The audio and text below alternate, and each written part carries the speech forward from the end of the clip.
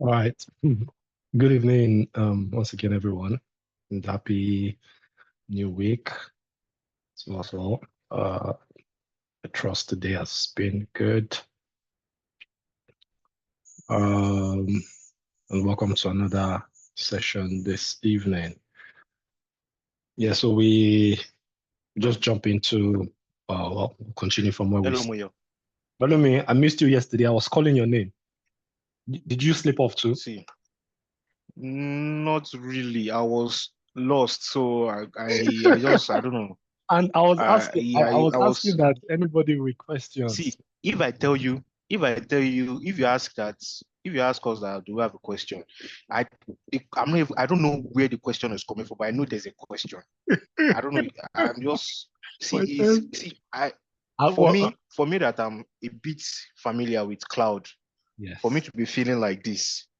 Can you imagine someone that does not interface with the cloud at all? So the thing is, I God jotted down some things. Okay. bless you for what you just said. See, Good evening, everybody. Moyo. Yeah. So I feel when you want to, when I was watching the recorded video, when I was Mhm. watching the recorded video, I enjoyed the way you explained those storage these things Mhm. storage accounts like the S3 buckets, the file system, and there's one third one. Block There's stop. the way you explained it, you made it something relatable, something that we can relate to.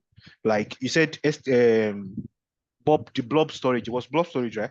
You said Yes. Block the stop. blob Yes. storage was for like if you want to make use of it on one instance, that's Yes. when you use blob storage. Mhm. And for file system, for file storage, is when you want when you want multiple instances. And I understand the fact that instances are like computers, when multiple computers needs to connect to one storage account to collect data from that storage account. So something like that is very relatable. But now, I wonder if you can explain the rest of the resources on Azure in that manner, because I am sure that if you like take your time to look at it very well, there's a way you'll be able to explain that it's going to be something that we can relate to. Now, for something like now, okay, if you are saying, okay, you have an architecture drawn up, you have an architecture drawn up, I would like that. I know you've been trying to explain that, but to be honest, when you spin up some resources, I would just wonder why do we even need, why are we using these resources? What's the purpose of this resource? What's the goal that this resource is trying to achieve in this architecture? I don't know if you get me. Yeah. Yeah. So Yeah. for I mean for the private and public subnet, because I've interfaced with cloud before, I know what they do. I know what they do. Mhm. Eh, but to an extent, I am not sure why you included it into the architecture. So I understand why you included private subnets to the architecture, because you want secure communication internally within Azure resource, within the AWS resources. But public subnets, NAT gateway, route table.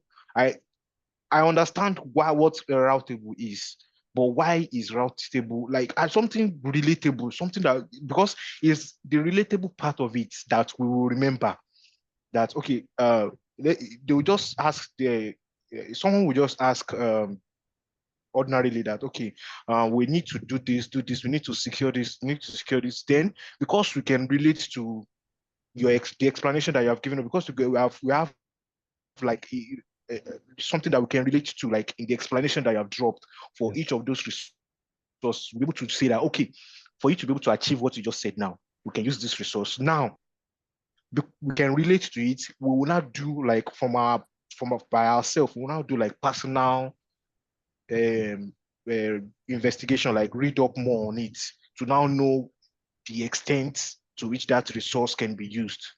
I don't. I just feel there's more that you can do more with the explanation of this resource, not just because the way you're explaining to me, the only explanation that I really enjoyed is that storage this thing.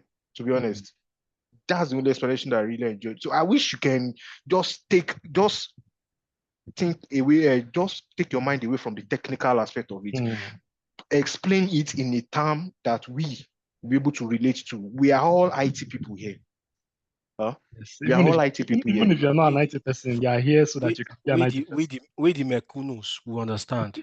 Yeah. Yeah, so we need a definition, we need an explanation that we will be able to relate to. Because to be honest, okay, I got preoccupied with something last week, so I was not able to follow up with that video, with that last class video. So it's at that at this moment now, I'm just totally Don't worry. I'm lost. You'll be found. You'll be found. I'm seriously so I get you. so I would just like you to just try and break those explanations Yeah. to Okay. to the lowest level so that we'll be able to relate to what you're explaining. And even without fine, we have to go and watch the videos again, yeah. But even without watching it, because we understood your explanation in class, when we're watching the video back again, we'll be like, yeah, this is what Moyo was trying to explain here. Yeah, I get that. When we try and check up on one or two things online, then we'll be like, okay, yeah, I see what Moyo is trying to say here. I don't know if you get what I'm trying to say. Yeah. So it's not like I'm not trying to say, oh, what you have been doing. It's not, no, that's not what I'm saying. But you are explaining it at, like, you are sitting at that technical part. Like you are just so totally staying at the technical part. And yeah, I thank you for that feedback. Yeah. Yeah, I'll try to do better in terms of explaining. But I know Jumi wanted to also say something, when Palumi was talking. So I don't know if you also want to quickly say something so I can take note of that also. Yeah, I think Pelumi has said everything and it spoke my mind. But why I don't come out to say much is because, I was lagging behind with videos. So most of the time when we are doing a recent class, it feels as if we are speaking German, so I get lost. I'll try to interpret, but I won't. But I now realize that, okay, when I watch the video again, I get to understand better. But Okay. what Pelumi just said now, giving reasons to why we need this particular um, tool, or we are doing this particular thing, it's really, really important. Like, if you can just come to our level, especially for me, I've never worked with cloud before. I'm trying to be part of you guys. So, but you can just like, if you can just even do the explanation relating to what we are used to, and we'll get it better. Yeah, I know you've been trying. You've really been trying, but just come to our level a little bit. Yes. Moyo, Makes sense. can you hear me, Moyo? Palumi. Yes. See, this thing that I just said now, I mean, if it's not natural, sometimes it can be hard to achieve. To be able to explain something to a level that, I mean, something that we interact with on a daily basis, to be able to explain this architecture, it might be sometimes hard. Palumi, so it's the architecture now that is. It's the architecture that I am. Right. Look at that diagram. Look at that diagram that you drew. Look at that diagram that you drew. I'm just looking at it. That what are we trying to do here? Okay. What are we trying to do here? Now look at the finished diagram that it was in that your WordPress video. I was like, what is this again, for crying out loud? Like, why is this thing coming here? What that video to the end? Have you seen no, that? I've not watched it to the end. I've not watched it to the end. Okay. See, Muyo. The thing about this training, the thing about this lecture is, I need to be. I need to be selfish. Let me be selfish, please, so that because I need to achieve. I need to gain something too from this training. So I want to be selfish a bit. So pardon me, guys. From the beginning of the video, I want to be able to anticipate the end of the video. I mean, so because if I have something that I'm looking for, you should not be able to anticipate the end from the beginning. I don't know if you get what that's not what I'm trying to say. That's not what I'm trying to say. Like, from the beginning of the video, I need something to be looking forward to at the end. Like, if you are saying, I want to perform this magic. I want to move this laptop from here to here. Yeah. That's interesting to me. I want to see how you are about to achieve that thing. So when you now start explaining the step, okay, when I brought in this resource A, resource B, it is going to lead to this thing, and then from there, so I will be, I mean, intentional about following you. Then I'll be like, when you will now get to the end, I'll be like, wow, that's this is awesome. I don't know if you get what I'm, this is not, I get you. I get you you. get me. So I especially see the architecture in whatever CSP that you're using, the architecture is the most important part. Because fine, you can be That's why we learning started with the the architecture. resources. You can be learning those resources individually on your own, but you need to know why each of those resources are introduced into the architecture. What purpose are those resources serving in the architecture? I Makes don't sense. even get. Makes Yeah, sense. so that's what I'm trying to just. I see Austin and Bliss's and up. Who wants to go first? Palumi would address. So I think I like this as we are starting this session. Yeah. So I can better know how we'll drive this our learning. Austin, do you want to go? Yeah, let me just go quick. Hello everyone. Moyo, you are actually like doing really, really great because I was actually like discussing with some of my friends earlier today. We were discussing on what I was telling them of what I've learned so far and to the extent at which I have understood, of which they were even like complementing the whole package, the Muban package and all. But my only issue is watching the video of the classes we have done. Sometimes it can take lengthy period to watch and understand and digress because sometimes there's like distractions from questions, like back and forth. My only issue is like if there's a way you can attach like upon every classes we do, there's going to be like a notes on like what you've done. Like I know you're using like a note to go through, like to teach and all of that stuff from your own system, and or if you can share the note of the technical steps of the classes we are doing, because like sometimes watching those videos can be really like dragging back and forth and stuff like that, which will make kind of like understanding and practicalizing these technical things to it's easy to watch the video, understand the theoretical part, I understand the concept of what we are doing, but at the same time having to practice these things like technically, even without even using the same projects that you're working on, because over time we want to practicalize on various other projects so we can get like more experience on DevOps things. So those like technical steps can really like go in a long way. I asked this like the last time. Yes, But I don't know. I remember you mentioned in the last, I think it was yesterday even. Yeah. Yeah. Yeah, is noted also. Um, yeah, I'll do. My problem is even the documentation that I have. I think I mentioned again and again that things change. There are times that what I have. So I'm very traditional. My documentation is still on paper. Yeah.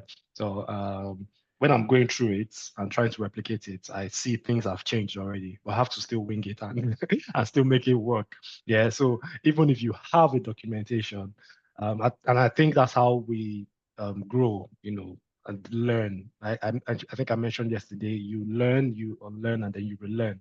The same service you've been working on, you want to deploy it again, maybe after 2 weeks, and you see that even what you have documented is the steps are completely different. What you have, what is being displayed, from the console or wherever it is, you're trying to work on this thing is completely different. Does that mean that you're not going to continue or you're going to abandon that deployment? No, you have to probably update your notes, even if you have one, or just look for a way to figure it out if you have to go through the AWS documentation. Like I keep saying, when I get stuck, even though I have my own documentation, I get stuck, especially working with cloud providers. My first point of call is their documentation to see if they've updated things in how things, in provisioning that particular service. Yeah, so no problem. I'm not shying away from giving out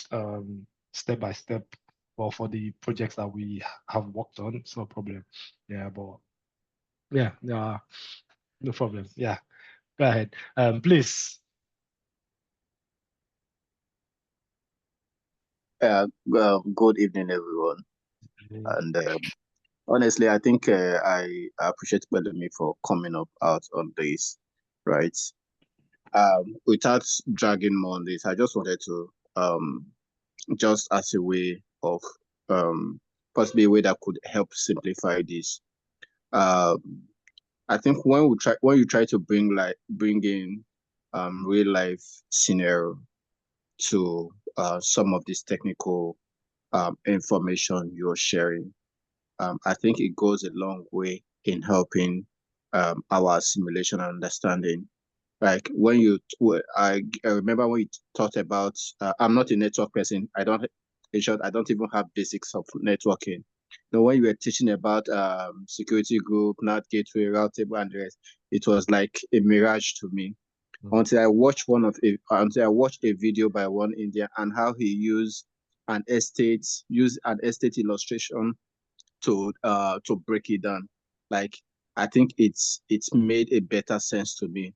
I'm just giving that as an instance. So now that we are going technical, especially on this architecting, I think I suggest you try to bring in something very, very much relatable, like very, very much relatable to us, like anything that will everybody know that is very, very relatable to us. I think that is going to help us understand, because some of us are just diving in, and once you if these terminologies, if you are not familiar with them, if you are not familiar with the basics, if you are not familiar with the architecture, you will not be able to defend what you are doing. I can watch the video, replicate what you have taught us, but the question is, do I understand why this is designed this way? If I'm asked to do it in a different way, will I be able to achieve it? I think that should be our goal, not just being able to replicate what you have taught us. Yeah, it's a straightforward thing. Yeah, we can replicate. What about if I'm met in a different challenge?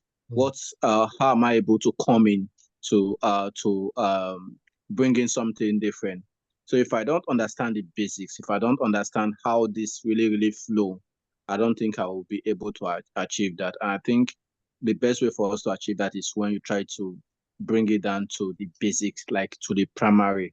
That will help. That will give us a better understanding and a flow with every implementation you are trying to do. Just my own thoughts on how Cool. I feel better. Yeah, thank you. Thank you, Bliss. Yeah. Again, thank you all for the feedback. Henry, you want to go? Let's just take everybody once and for all before I respond. Yeah. Yeah, I'm not gonna say much because I feel like I already kind of like Mesh said what Bliss just said. That was kind of like what I said yesterday when we had our call. Going through the class with you and watching the videos, we can actually replicate what you did. I mean, obviously, it's like there's nothing you are clicking on there that we don't have in our AWS console as well. We have the same thing. We can pretty much do exactly what you've done. It might be challenging. Maybe we might run into some issues, some errors. That's fine. We can, troubleshoot that and get it done. But like Bliss said, do we really know why we're doing what we're doing? And from when we started VPC, one of the questions I was asking was, how did we come up with this? Do we have like a document? Because obviously in an enterprise setting, there's going to be like a documentation or like maybe we'll have a meeting with the stakeholders and we'll have all these conversations and then we'll come together and kind of like draw what the architecture would look like. So do we have like the problem statement, right? If anyone has really like taken Microsoft exams before, like you see how they come up with the use case or the problem statement, right? It's sick. Like seriously, I understand what you're saying. Exactly. The case statement is just sick. Like Exactly. So when you have that case, when you have the problem statement, you start from the problem statement and then you come up with that solution from a diagrammatic perspective, right? After drawing that diagram, You see why you need this one. You see why you need this one. Now, every single component or every single resource that you are creating is in response or is a solution to the problem that was stated in the problem statement, right? So after getting all that done, then we can say, okay, this is why we're doing this. This is why we're doing it. And because I was talking to a friend yesterday, who is also currently going through this training. He was the one who actually referred me to this, and I took the time to like explain that VPC architecture to him, and I was happy that I had it. I got the opportunity to explain to him because it kind of like made sense to me. But there were some questions he was asking me that I really couldn't answer. I was like, okay, I'll have to get back to him on that. But at the end of the day, like what Bliss said, we really need to understand why we have that architecture. Why are we creating it this way? So that because that will also build the confidence in us. Because when we go in for interviews, they're asking a question like, "What project have you worked on?" We can say we deployed WordPress, or we can say we can come. It can be something else. But now they tell you to explain the process. Okay, why do you need an application load balancer? Okay, so how did you secure your application load balancer? What was the reason why you put your web and application servers in a private subnet and not in the public subnet? So how are your EC2 instances supposed to reach the internet? Things like that are questions that I mean, I know the answer to some of these questions, but for someone who is just coming in, who doesn't understand how that flow works, watching the video, they can replicate what you've done, yes, but is that confidence going to be there? That's where people start having the issue with imposter syndrome. Like, okay, am I really a DevOps engineer? Okay, I did what Moyo did, but do I really know why he did what he did? And this is like a lifelong this is a lifelong training. It's a lifelong skill that we're looking to acquire. So that's just all I wanted to say. All right. All right. Yeah. So thank you all for your feedbacks. So I'm not going to try to I don't know. Well, I want to believe from all that I've heard, yeah, it's still centered around understanding, I think it's just architecture now. And that's why we actually started with the architecture because it actually determines a lot. Every other service that we would be learning would be part of some form of architecture. And uh, I'm still surprised at some of the things I'm hearing though, but because I know I tried to explain some of these things even before we jumped into provisioning it, I tried to explain these services and why they're being used. So again, it's not even just about replicating what I'm doing now, and I'm sure I still said it that when I was drawing the architecture now that you didn't have to don't have to do it exactly how I drew it. And regarding the problem statement and all of those, that can come in different forms. Yeah. So and I think I mentioned this also that you can have a problem statement. Maybe the product managers come to you with, some problem statement and say, okay, yes, how do we go about, achieving this? And then you have to come up with an architecture, or you can be, and I stated an example that being in meetings that we're just discussing, okay, yes, we want to achieve this, and right on the call there, come up with an architecture from what I've heard from the different stakeholders, and then I show it to them. And yeah, so things like that will always come. And the goal of even understanding architecture is so that you can prefer solution on the fly, or whether saying a problem statement or whatever. Yeah, and then how all of these things fits together still boils down to the different services. Aside now understanding how the architecture, I think I've even showed us the AWS suite of templates that you have for different architectures. Yeah. So if you can see an architecture and explain it, was the whole goal of even introducing us to this. But from what I'm hearing now, it looks like that's even just added some form of complexity, yeah, to this goal. Yeah. And I keep asking, that's why I keep asking if there are issues over and over again. But now I understand that networking part is is like the challenge, and we cannot actually shy away from networking. I try not to go too granular, because the more granular I try to go in networking firms, we just spend the whole day. Like I said, networking is a very, very um, wide concept on its own. Maybe I do not fully understand networking, so I can't explain it to like a toddler. But I'll try to use examples now that maybe will drive home, some of these things. Mm, Sadly, we have spent 4 weeks, and then all of this is coming up. But yeah, I want to believe that we are not.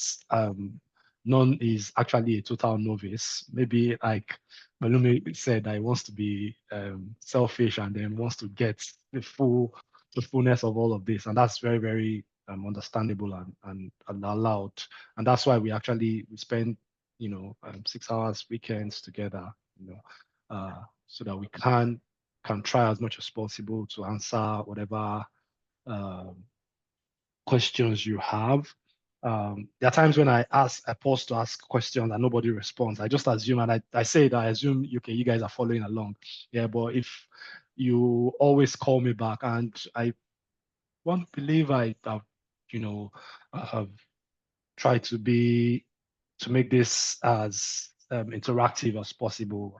I'm not, even when I'm speaking, and then I say, yes, you can interrupt me when I'm speaking, pull me back whenever I'm maybe going too technical.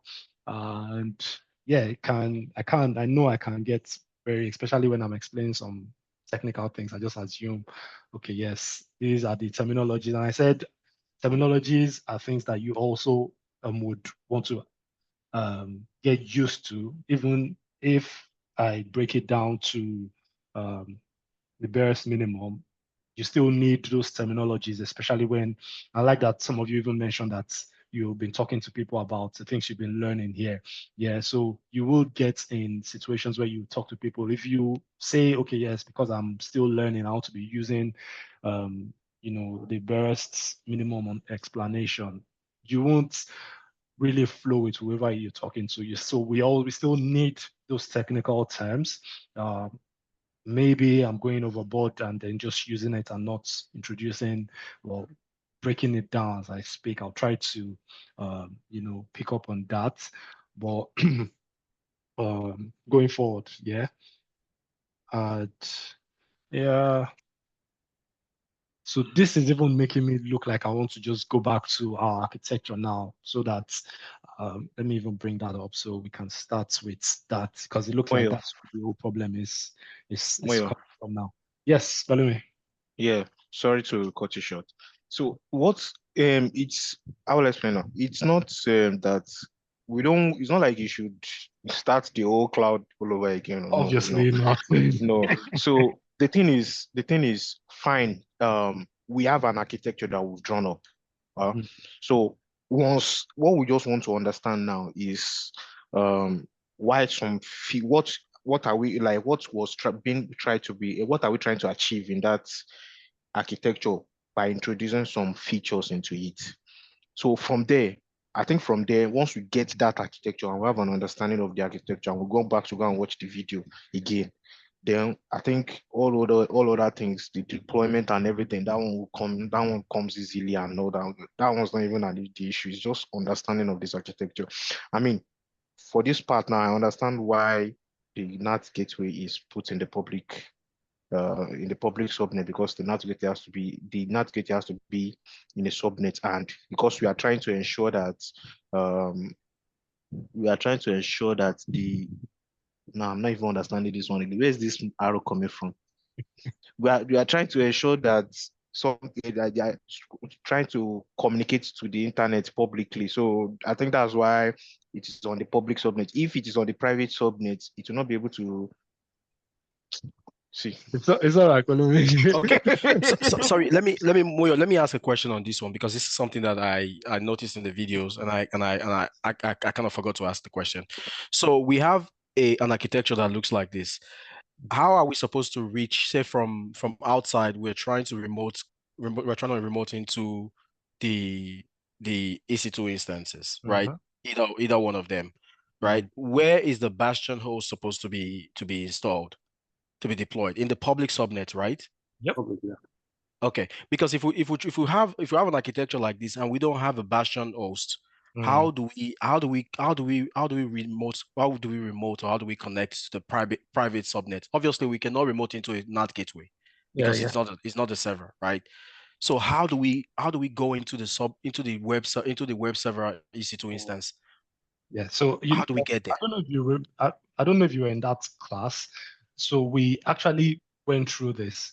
We needed to, like you said, connect to the instance Web in the server. private subnet. So we had to spin up to instance in the public subnet to connect to it. And then when we, did what we wanted to, terminated that Okay. Bastion host. Again, we Okay. could have left it running. It's going Okay. to be more extra cost. Yeah, so I think most of the issues, questions you guys have, I probably mentioned it in as part of, whatever it is I was doing. But what Yeah, I'm saying, if I'm gonna take a screenshot of what you have right now, yeah. and I don't have a Bastion host, I'm not saying creating it right now from an architectural perspective, right? So like you remember how we have two RDS instance on each subnet, right? Yes, one But each subnet. One each. one on each, so one in each subnet, that's two, right? What I'm saying is, as from the architecture, we can see it there, even though when we deployed it in AWS, we did not create two, we created just one because we didn't want to incur extra costs, right? Yeah. So but this architecture right now, if I took a screenshot right now from this and I presented this to someone, they might ask like, okay, so how are you supposed to reach this web server in here? Ordinarily, we don't even need that. The only reason we provisioned that Bastion host was because after we had deployed this and then we configured HTTPS, it broke that deployment, and so we needed to add some things inside of our source code to do that. Yeah. So if you Bastion host is not so this is not even a full-fledged architecture. There are things that is not here. Our route table, I think I mentioned this route table, a few other things. This is my own still watered down version of this. And I always say that you guys could have, whoever, has gone ahead and tried to. I know Pelumi said he tried to, and then he was having issue with the arrows. Yeah. So you can, maybe when you are coming up with it, decide to add the route tables in there, decide to add your Bastion host, decide to even, I don't know, whatever it is, add the SNS, whatever other service that we actually use that is not part of this. Yeah, so the goal again is the goal of having this architecture now. That's why I started out before I came up with this. I think the first one we drew was just the networking parts, the VPC, the availability zones.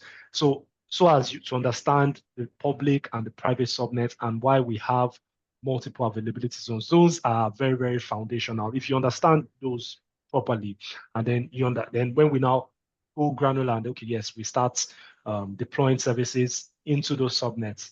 Yeah, you're building on that foundation. I think I mentioned, or somebody even asked why I think it was even you, Henry, yeah, that why are we putting the application load balancer in the public subnet when we deployed it? And I think I answered that question because that's like the interface, that our users now, that's the one, receiving the request from the users and then forwarding it to the web servers in the private, subnets.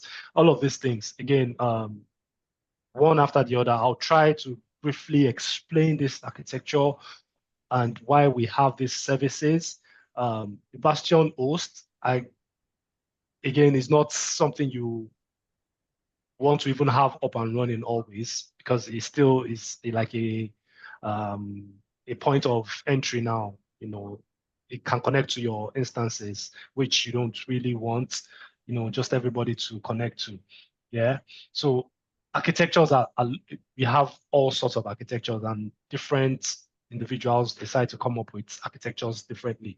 When we did the S3 bucket one, I didn't have to draw up that architecture because, again, if we spend time just on architectures, will not cover all of. We have over 200 services. In fact, today I was planning to introduce about 3 different services, but now I have to answer up now. Like, okay, yes, let's just still make sure that we understand the few services that we've covered, because pouring more into what is still shaky would not even make any sense right about now.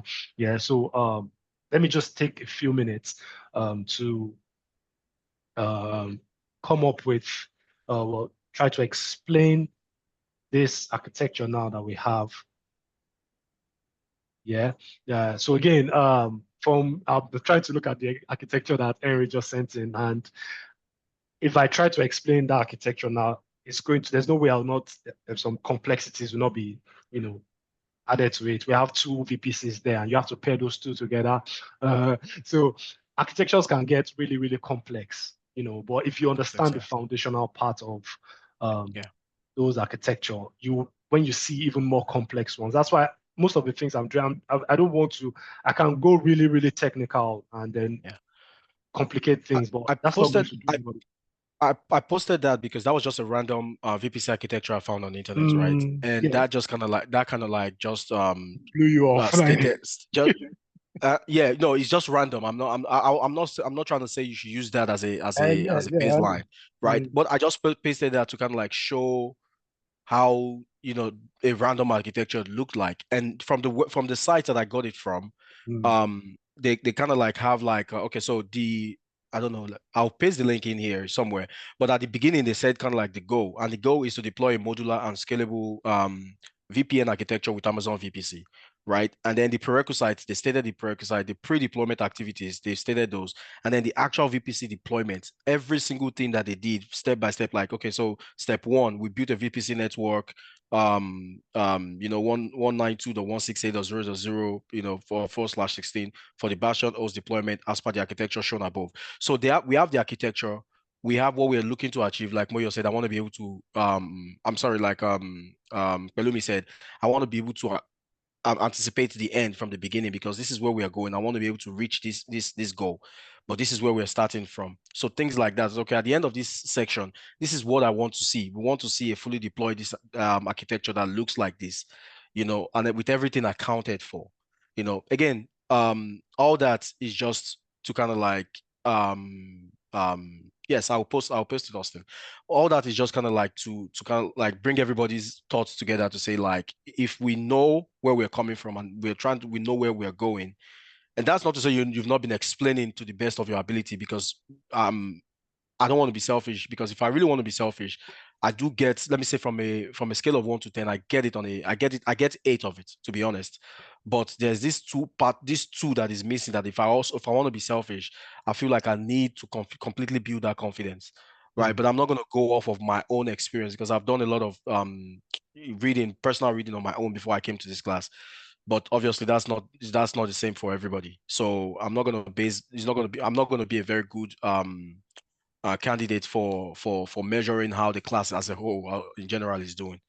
So, but it's just like an idea I'm throwing out there, right? Yeah. So if we get that, if we're able to anticipate what the end product will be, like knowing the goal from the very beginning, then it's going to help a lot.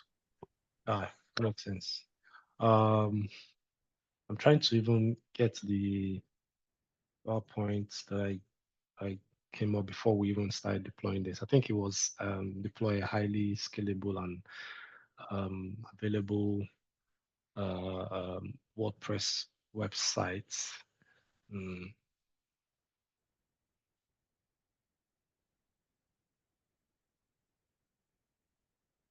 All right.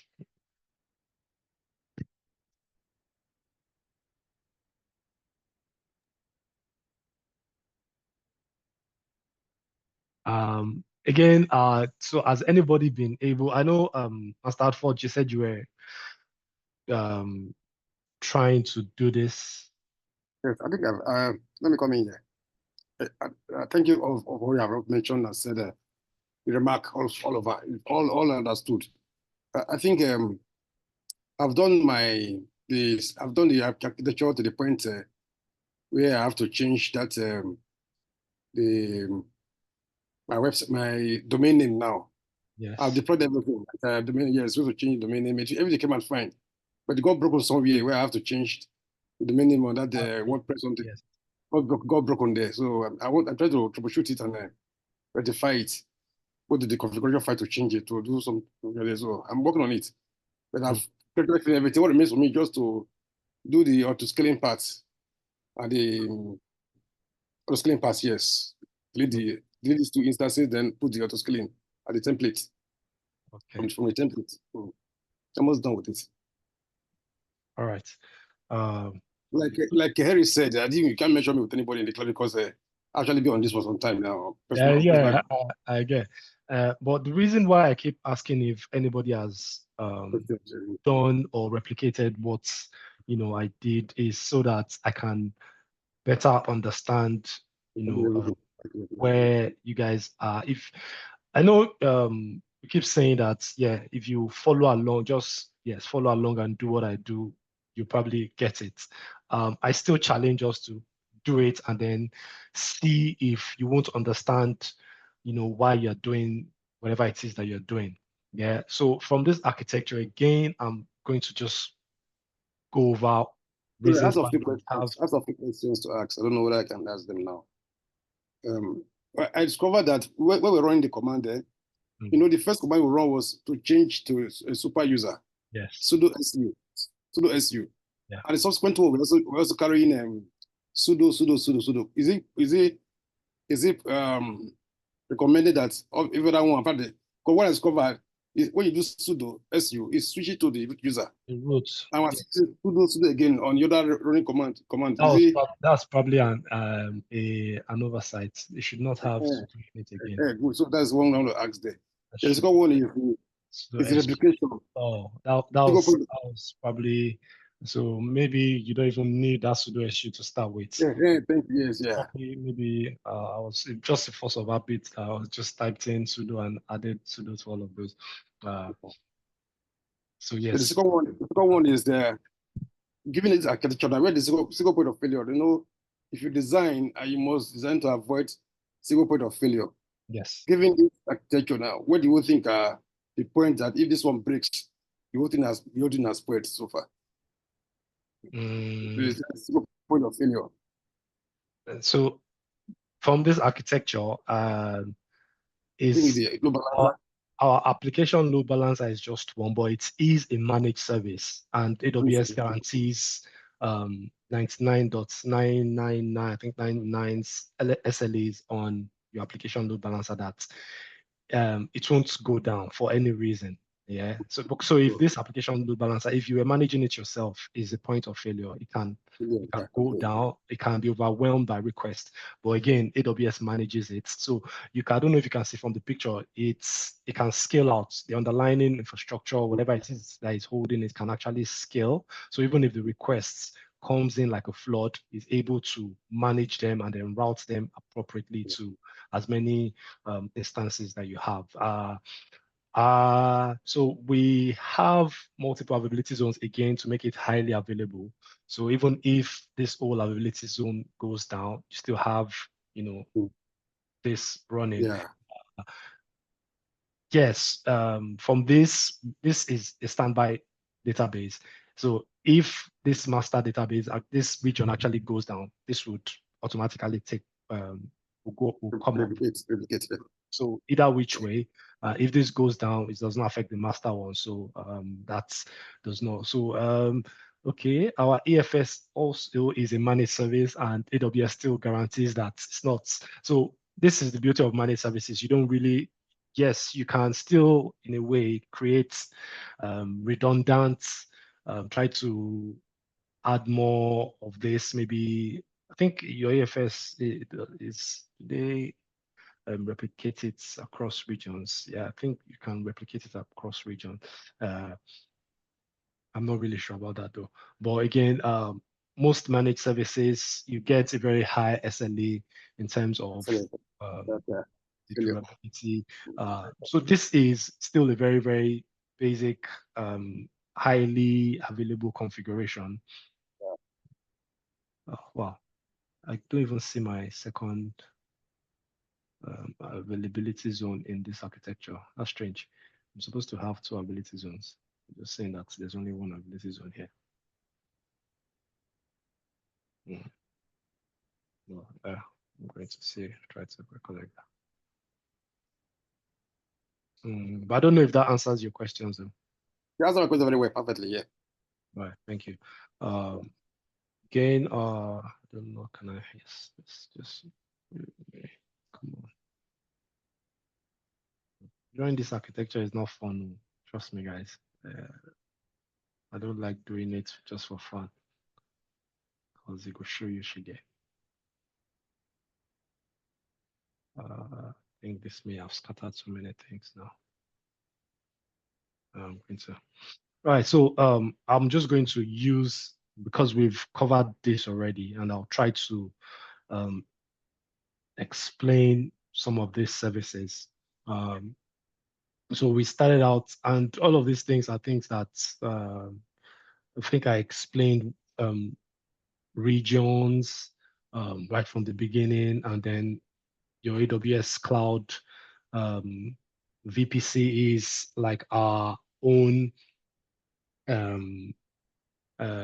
data center now, private data center in AWS cloud. We can have multiple VPCs. The architecture recent now had multiple VPCs, and you can actually have that. I think you can have up to 5 VPCs, custom VPCs per region, and then you can actually pair all of those VPCs together. That's going to complicate things. Yeah. So if you can understand one VPC, when you have multiple VPC, all you need to worry about is pairing those VPCs, and then and the goal is so that resources that you have in one VPC can communicate with the one in other VPCs. Sorry, let me comment here.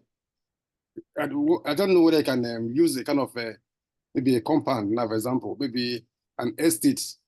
This estate owned by maybe it'll be owned the estate. You came in about the land inside the estate, which is your VPC. You bought a part of the land. You now build your house inside. You have a parlor. You have your inner room.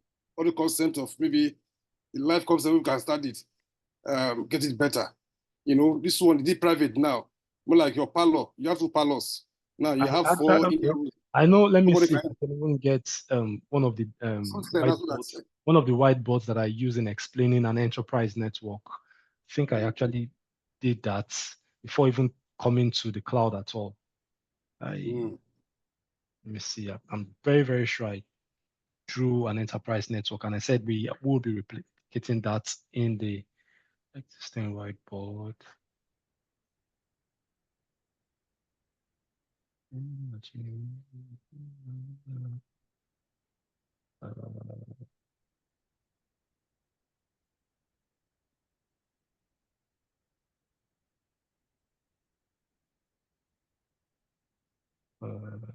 No, is it this one?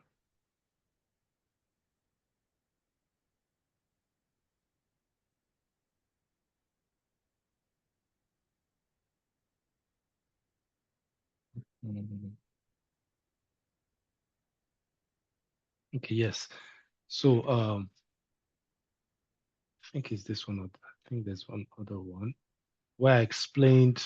So this is an enterprise network, and I said we have different pieces that the goal of having an enterprise network, say it's a building now, this is a building, and you have different departments now, different users in those departments.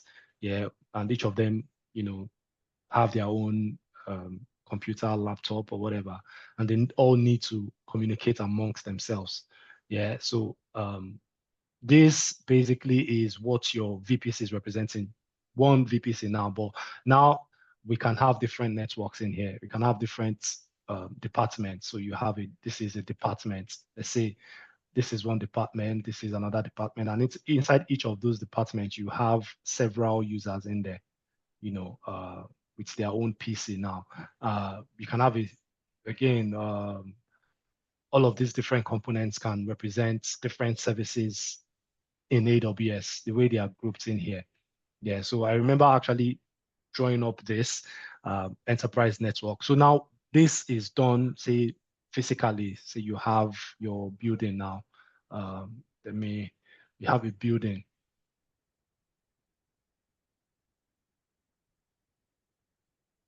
It's a terrible building. You have different, I'm just going to represent this with different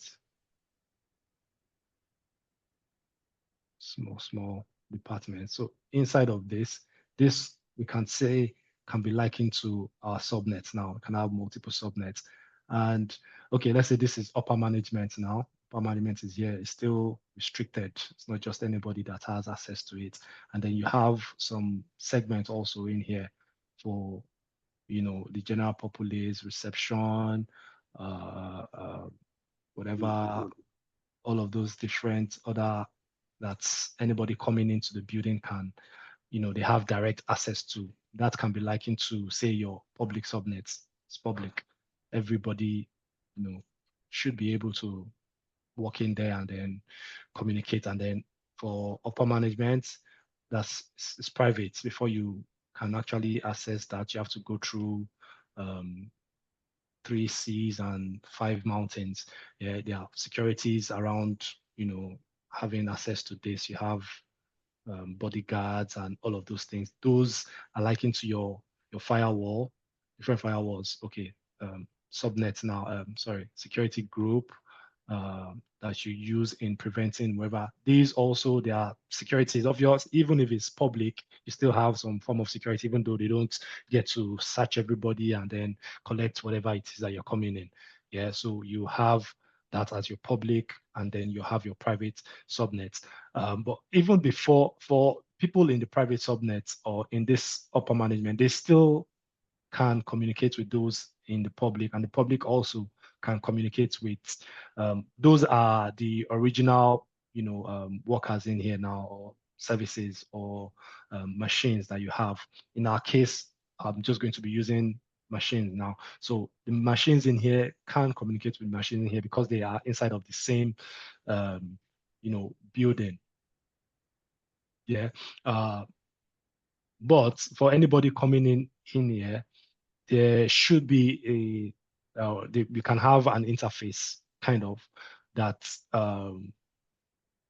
if you want to send a message to upper management, there's like a messenger in here, which is can be compared like into our auto scaling, sorry, our load balancer now. Now, when the message comes in here, it takes from as many, you know, people as possible. You send your message to that messenger now, then in turn, it can take that message to anybody, to different people in here. Yeah, so this is, say, our VPC now, and then we can have different other services in here that would make communication possible amongst the private and the public subnet. That's where our route table comes in. That even hello, Moyo. Hello, Moyo. Yes, please. Hello, Moyo. Sorry for interrupting, but when you are using in here, I don't think I'm getting where you are pointing, because I'm not even seeing your pointer. So I don't know where you are referring to specifically. Okay, I'm just going to switch back to the original diagram, because again, I just wanted to drive on that, yes, our VPC basically is, say, a physical building now, but now we are now taking that concept now to the cloud. Yeah.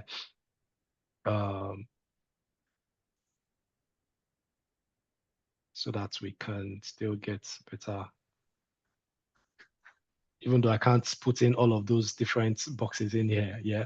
So this is our private subnet, still representing, say, the upper management now. That's our private.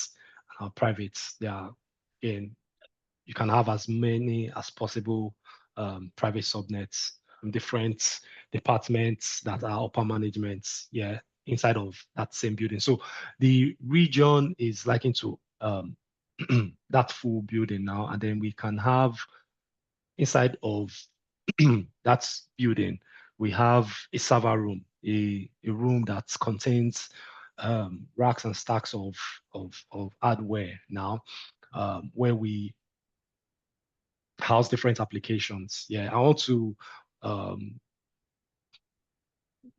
come down to the level of software development, because the whole goal of what we are trying to achieve is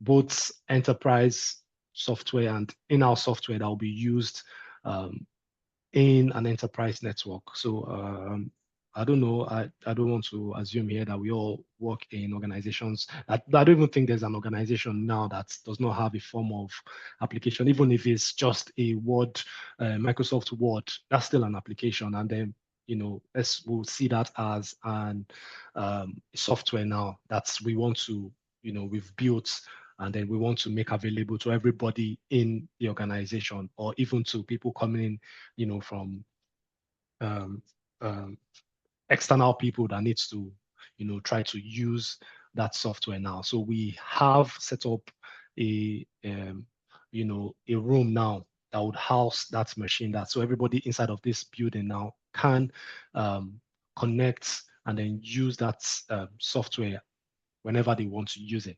Yes, so some people they have are sitting inside of a public subnet, a public or department. They have, in a way, probably they still have access to our application now. I don't want to complicate this thing. People have given me a task that I am afraid of, but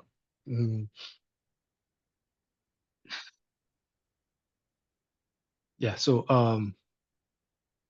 again, our VPC is our data center, is a large room that contains rack and stack of computers. Yeah, then we are breaking that down. We are segregating and grouping that large data center. We don't just want to be dumping everything that we have, all of the data that is being generated inside of one server. Yeah, so we are in a way, so I'll be using just this first availability zone now to explain this. Right now, we can have multiple, this VPC can still be further broken down into different buildings. Well, from looking at it from the AWS side of things, yeah. We can have two different buildings, whether they are side by side or, blocks away, does not matter, yeah. But there are two different buildings. But now, whatever we do in this first availability zone, we will be replicating in here, so that in case that building comes down, yeah, those trying to, all of our staff members that are trying to use those applications that they use from their day-to-day running, and even for our external clients now that needs to interact with our organization, they still have access to all of those applications that we have running in the next building. Yeah, so but I'll be focusing on this building to be able to drive home whatever it is I'm trying to explain now. Yeah, so from this architecture now, we have our website of our organization, yes, sitting in here in this EC2 instance, this web server now. And then the application load balancer in here is like the middleman. That's anybody with the URL now, say mobiletech.com now. That URL is public. Both users in our organization and external user, whoever that has internet access can, that has that URL can connect to it, and that's what this application load balancer is doing. It takes the request from, well, this route 53 is just just here to points, is just like a resolver now takes that, because this application load balancer has its own, say, DNS or its own IP address. Let me use IP address now. That's uses in communicating. But so this route 53 takes that and then translates that to a readable name, say mobiletech.com now. So that's whoever is trying to use it can easily remember mobile tech and then, put it in their browser, and then this will grant them access. Internet gateway is just like our router now, the access for this VPC to be able to both to be available, is like your router in your home now. Say you want to connect your ISP gives you a router, I don't know, router, a 5G router or whatever, that you can either connect directly to your PC, or you can have wireless access points, and with different, broadcasting, and then anybody can connect to it depending on the number of, allowed connections on that access point. So that's basically what the internet gateway is to our VPC. It allows connection to the internet, makes our VPC connect to the internet, and also allows the internet, talk to our, connection to our VPC. And so that's why NAT gateway, the application load balancer, they are all pointing to the internet gateway, because that's the way in and out of our VPC. So application load balancer is just sitting as a middleman now, to take requests. So when you come into your browser and then you type in mobiletech.com, you are sending a request. That's sending a request now to that mobile tech, whatever it is that is in mobiletech.com. Those pictures, content, all of those, they are not sitting in limbo. They are sitting on an infrastructure somewhere, and that infrastructure is this web server now. That's where all of the source code, everything that makes up mobile tech is sitting, as an application now. So those requests, when they are being sent from our web browser, they get sent to the load balancer, and that load balancer now in turn forwards that request to application load balancer, because it can actually, the request is not coming directly to the load balancer, to the web server. It's coming to the load balancer. It takes that request and then distributes it. It's like a distributor now, a manager, and then sends it to the right worker or whoever, that's whatever web server, and that takes that request, whatever it sees that is being requested, if it's the home page, if it's the login page, if it's to sign in. So if it needs to sign in, there's going to be some form of authentication, and that authentication will be made to the database now. But in our case here, our content now for this particular architecture, we are making use of this EFS. We could have done this several ways. But because we wanted to learn, we are trying to learn different AWS services, and how they can be used, in different ways. And I keep saying there are 10 different solutions to a particular problem. So, but our goal here is to make sure that we use this EFS, understand it as a service, understand RDS as a service, the database, understand all of these different other resources that we use. So we provision this architecture in a way that our source code, everything is actually originally in here, but this again can be replicated, can kind of duplicate itself in different, can be mounted. That's the right word. Let me still try to use the real technical terms here. Can be mounted inside of different web servers, as many as we want. But for it to actually mount itself in a web server, it kind of creates a target, a mount target. That's just how this service actually works.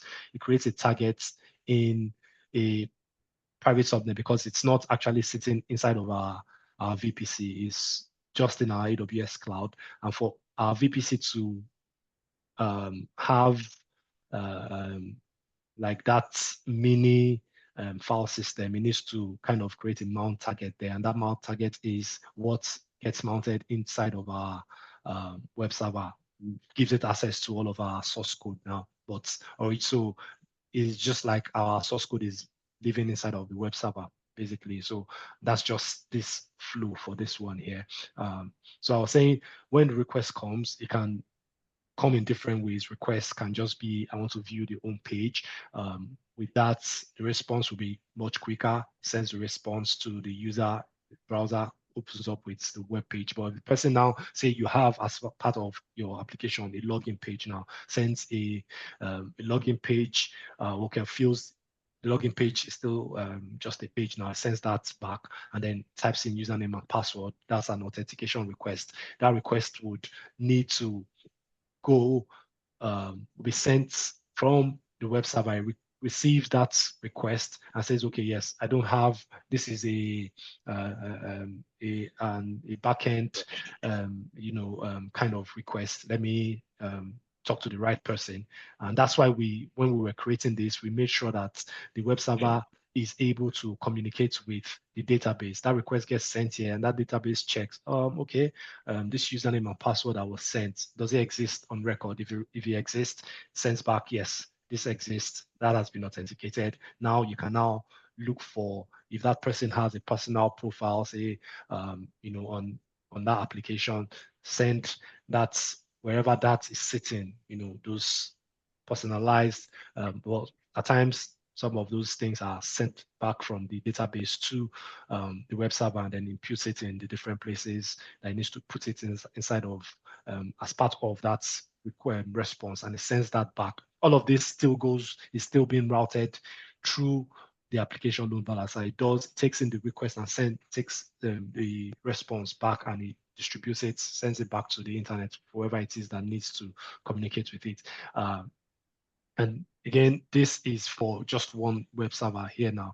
But again, the essence of our load balancer is so that we can distribute traffic across these two web servers in two different availability zones. We can have this actually in different ways. We can actually have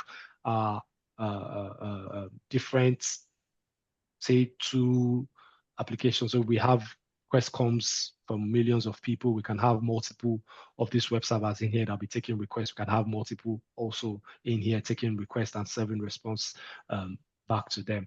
Yeah, and then we have an auto-scaling. Goal of the auto-scaling group is so that, again, when there's a spike in requests and then the number of web servers we have is not able to, so normally this web server can only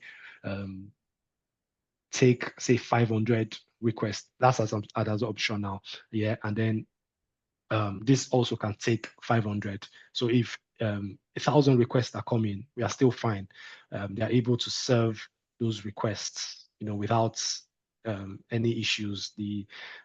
So most times when we try to hit some websites, again, there are different ways this can happen. But we're not considering internet bandwidth now. Say the internet is slow, say everything is working fine. Yeah, and then they can only serve 500, attend to 500 requests at a go. Yeah, so our PCs work, very, very fast. 500 requests is very, very small actually. Yeah, but I'm just using as an example. But say we have like now 5,000 users decide to access our mobiletech.com at the same time. Yeah, so what this load balancer would do is, if you configure it that, okay, yes, once this the CPU running on this machine is overwhelmed because it's request and response is dependent. The CPU does most of that work. Yeah, so you can set it that, okay, you can even set that if the network coming in is above a certain threshold now that this web server is unable to handle, say, a 700 request is coming. The load balancer is just because the request keeps coming in, and so it just keeps passing it, and then this is overwhelmed. The auto scaling group now would spin up another instance, add another instance in here, add another instance in here. So now you can take 1,000 requests from each availability zone still. But if the request keeps coming in, hello, that's Moise. what the auto scaling. Yes. Hello, Moise. Sorry for interrupting. Yeah, this auto scaling, right? I could say it is deployed on one availability zone. No, it's in the two abilities. So like I said, I forgot to, this is supposed to be a second ability zone. I don't know where it went to. I probably forgot to add it in there. So this is an ability zone. This is an ability zone in here. It Okay, spans so across. when you're doing the auto scale, when you are deploying the auto scaling, it ought to be in both availability zone, right? Yeah. Okay. Yeah. Because I actually wanted to answer that question from the diagram, so from the architecture. Okay. Right. Yeah. So while you are creating that auto scaling group, you choose what ability zones you want it to spin up resources, instances in. So that's what the auto scaling group does. And this NAT gateway is a resource that basically allows, so our EC2 instance in here now does not have direct um, access to internet gateway. And what this means is that it does not have internet access. It cannot send requests to the internet. Anybody from the internet cannot, obviously, because it does not have internet access, they can't directly communicate with it through this. And there are some kind of requests now that, well, some actions now. Say you want to patch the system, you can decide to have, you can have, again, you can have different applications, different services in here. It's not just web servers now. You can have different services that would require internet access to run some form of you know work or actions now. Yeah, but looking at it from the EC2 service now, say you want to update your server, you want to do a sudo apt update or sudo apt upgrade. Without this NAT gateway, that action would not be possible. What the application, I know some may even ask that, but is that not what the application load balancer does? No. What the application load balancer does, it takes requests and then response of that request is sent back. But for the apt upgrade, the patching of your instance, or even you know installing whatever service or package you want to install. It is a request now coming in from here, going that needs to be sent to the internet, routed to the internet directly. It's not as a form, or it's not as a result of a response to a request. It is now a request on its own, now going out. Yeah, so that will not get routed through to the application load balancer. It needs to be routed, directly to the internet gateway, but there's no direct access to the internet gateway. So that's where the NAT gateway comes in, and that is why it's sitting in the public subnet, because it needs to communicate through the internet gateway. So that request coming in here from whatever, say, our EC2 instance now, I want to send a request to get updates from the internet for some of the packages that I have in here. It will send that request to the NAT gateway, and that NAT gateway will do the translation. That's what they call it. That's why it's the NAT gateway. It's called network address translation. It takes the IP address of this private IP address, takes the request, adds its own public IP address to that request, sends it to the internet, gets wherever that update, that request is being sent to, just the same way users can send requests to our own servers. That request also gets sent to a server sitting in the cloud or in the internet somewhere, and that response would come through this NAT gateway. So that response now, the NAT gateway says, okay, yeah, this request in the packet headers and all of those things. Again, I know some of these terminologies, I don't know how else to break down packets and packet headers. Yeah, it's just all of those requests that get sent. They get sent in bits and chunks and sent as packets, across whatever communication channel we're using now. So inside of that response now, I take that response, it knows, okay, yes, this is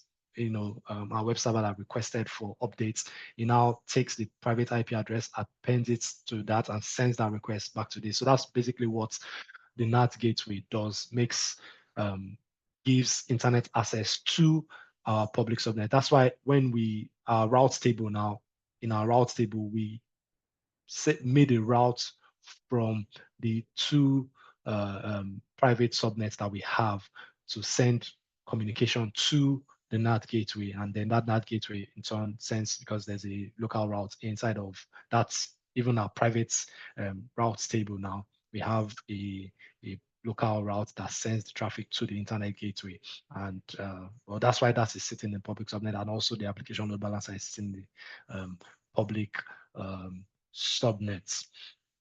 Yeah. So and then all this will come in different Moyo, yeah. sorry. Okay. So why I just want to understand. Okay, I understand the goal of the application load balancer in this architecture now, but I'm just wondering, why is the fine, I know you said there are different ways that we can draw this architecture, but since okay, I'm trying to just look at something. Okay, now since we are the NAT gateway is the one connecting the resources in the private subnet to the internet, why is the application gateway not like in the middle? I don't know. Do you get what I'm trying to like? The application gateway will be in the middle, and the communication will flow through the application gateway, the application load balancer into the NAT gateway, then to the internet. Does that kind of architecture work? No. Again, so the goal of each service is what you would look at, and that's why I explained request and response. So if request is coming from the internet and it's being sent is channeled to say mobiletech.com now, and that request ordinarily is going to our web server, but it will come through this application load balancer. And so it's that application load balancer that will now talk to, it has access to the web server. So that request will go, it doesn't need to go, it's not going through the NAT gateway. NAT gateway is not taking requests from the internet. It's not taking requests from the application load balancer. It's only taking requests from our EC2 instance. Yes, and request from any request coming to our EC2 instance, it can only be sent from the application load balancer. It's only when the web server is sending out a request, is sending out. This is where your inbound and your outbound role in your security group will come. Understanding of that will come in. Yeah. Hold on. Sorry. So you are saying to me here now that there are two types of requests that you are explaining here. There's an inbound request and there's an outbound request. That's what you're trying to explain. Yes. So you are saying that application load balancer caters for a certain type of request. That's the inbound, the request coming into the web server. Is that what you're saying? Requests. Yes. Now, let me just help you. Let me help you out here. You know what that application load balancer does is when you're trying to access like a website. Maybe you are trying to access a website like a NIN, a NIMC website, a public government website that the website is having a downtime. That's to show that there is so many like traffic. Yeah. Like, so that what that application load balancer does, like kind of like balance the load, the traffic coming in. And that's the role. That's the role of the application load balancer. But I'm trying to know the kind of requests that are flowing through the application load balancer in respect to the request flowing through the NAT gateway. Inbound request that comes into. So that's where the confusion. That was where I was confused before, but now I get it. So now it's now inbound requests that are going to the web server from the application load balancer, but it's the outbound request that is now flowing through the NAT gateway to the internet gateway. Is that right? Yes. That's okay. Yes, Okay, that's correct. I get it. Thank but you. we can have a response now. Response is also outbound. Yeah. Do you agree with that? An outbound request going into the web server, response is also outbound.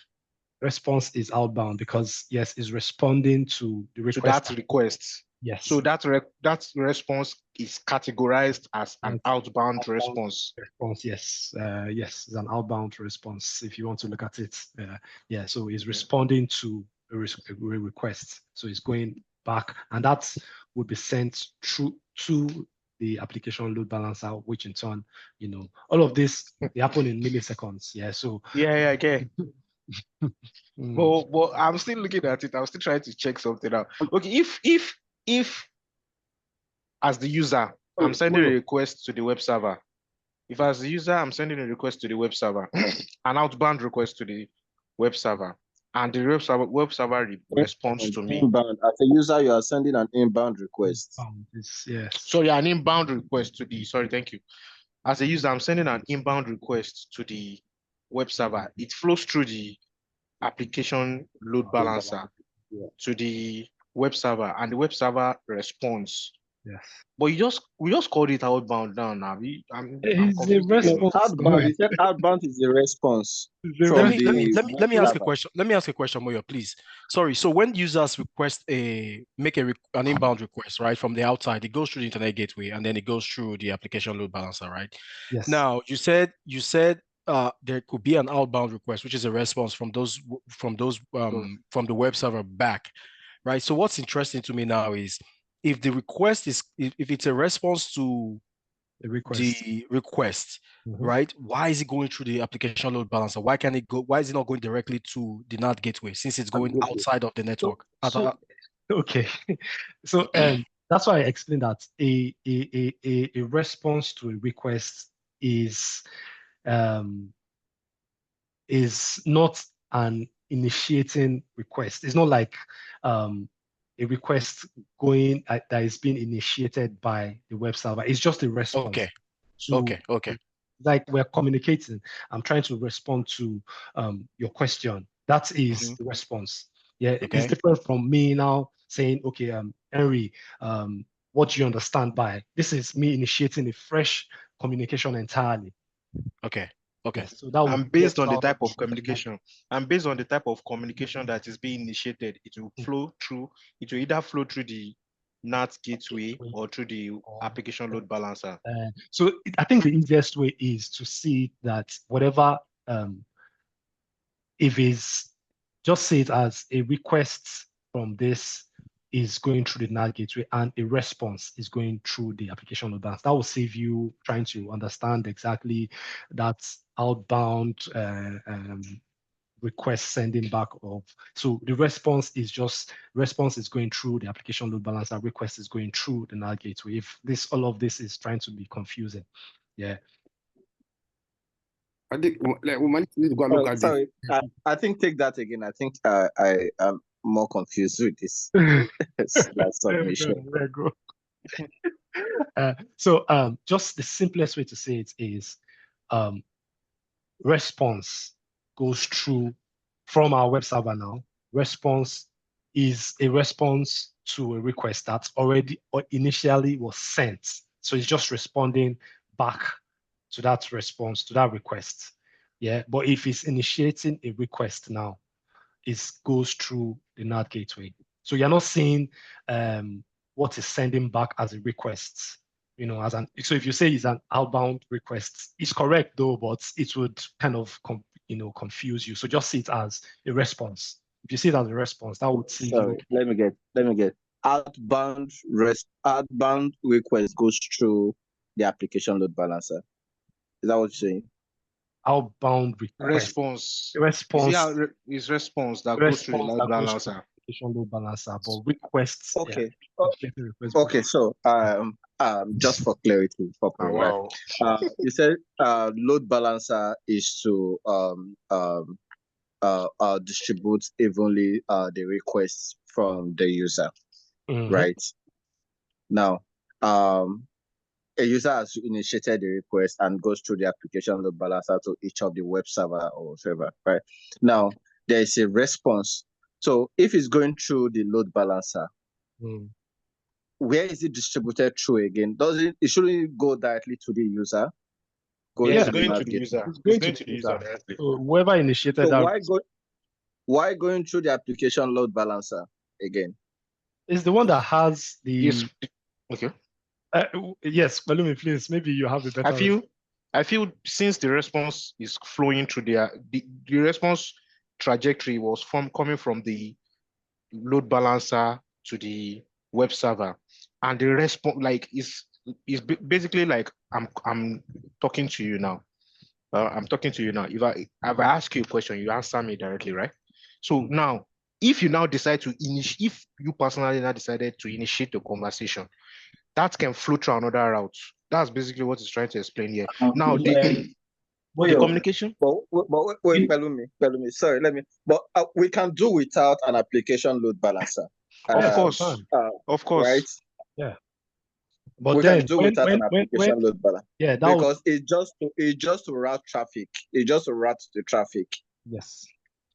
So if we can, if you remember, Blaze, when we did the S3 project, yeah, we had just our REST server. What was housing all of our static content was just that S3, and we had just that single point. Yeah, and then we created a CloudFront distribution, albeit. So that can be likened to, say we are using a web server now. We can just have a web server, and that will be pointing directly, to the internet gateway. That works fine. Yeah, but the goal of the application load balancer is to distribute traffic. You can have multiple web servers now, and then it would send those traffic across those different web servers so that different requests will be coming. It's not just one request that is coming in. You have millions of people trying to access your application now. So, and then you don't want all of those millions of requests to be going directly to just one web server. You want it to be distributed across multiple web servers so that latency and all of those things can reduce. Your users do not have to wait for pictures to load. They don't have to wait when they click on their login button and then wait before the right page is being sent to them. All of those things are why the load balancer is there. And this is just one architecture. If say you are building a static website that maybe people don't really go to like that, so you probably would not need an application load balancer. You just need to configure your Route 53 an A record there that's pointing directly to your application sitting inside of your web server somewhere. You probably would not even need a NAT gateway. Just put that inside of your web server. You can have 100 different kinds of architecture depending on your end goal actually. But if that's the case, that means the web server is going to be in the public subnet. Right? Yes, it's what I just mentioned. You can put in the public. So obviously, yes, if you want to have it routed. Okay, because if there is no application load balancer, right? The request will come from the internet, obviously. Internet gateway, and then there's no connection to the private. But if we choose to maintain it in the private subnet, we still need to have the internet gateway routed through the NAT gateway, right? Will it have to go through the NAT gateway? So it can't go through the NAT gateway. Okay. So it's only outbound requests that goes through NAT gateway. Okay. Exactly. Muyo, I see why there is a vision of back and forth within understanding what you're trying to explain. But what I would say to make it easier for us is, can you give an example of the difference between a request and a response using the usual term or the regular terminologies we were going to understand, just like in the basic way of accessing the website? Probably let me use an example of Amazon. I explained this, Austin. That's the request and response. Austin, listen. I explained that if you go to google.com, you're sending a request to Google's server that's sitting in. They have tons of servers in different parts of the world. So this is a request. This is me as a user now from my web browser sending a request to google.com. Yeah, that is a request. So in turn, what just happened now that this page is a response to that request that was sent, that I sent to google.com. So all of this now is a response. Is a response to that request that I sent now. So that's the basics of it.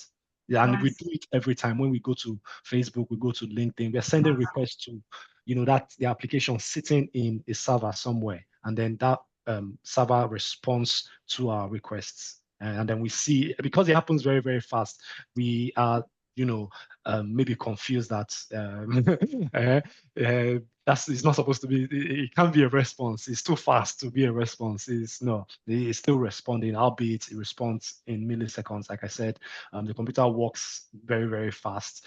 And then the internet also has made it very, very easy to communicate back and forth in a jiffy. You don't even know that so many things actually happen, underneath this. And let me bust your bubbles. Yeah. So those requests that I sent now, because my PC has its own IP address. Yeah. Yeah. So when that request is being sent, as part of all of the communication, so I'm going to use this as an explanation because I can't see Google's load balancer wherever it is sitting now. So what this load balancer does is it takes down my IP address. So when that request is being sent, there's what we call packet header. Each of those requests, they get sent as packets. Yeah. So I can actually, let me see if I can show you. Yeah. Again, this is still technical things that you guys would still get used to over time. So this is the remote address now that is being sent to. But in where is the response header, request URL, request header? Yes. So this is the request header. Is saying I want to get header. So inside one of this header, my IP address is being sent along. Trying to see if I can get my IP address in here. So my IP address gets sent inside what we call a request header to whoever it is that is listening to for that request. Yeah. So in our case here is the application load balancer. So it takes that request header, and that's IP address is stored. It has its own kind of record table. Yeah, and then it knows that request is going to any of this web server. It imputes, takes that request header, edits it, puts the IP address of any of this web server, the private IP address now, and then forwards that request to them. Yeah, and then when that request is coming back, and that's the way that request gets sent to them, because the request is supposed to send directly to, in this case, that request header, trying to, yeah. I still looking for your IP. Is that not it? No, this is not. It's 127.0. No, it's somewhere. So as part of this, we even have more things in here. So HTTP, they have request and response header.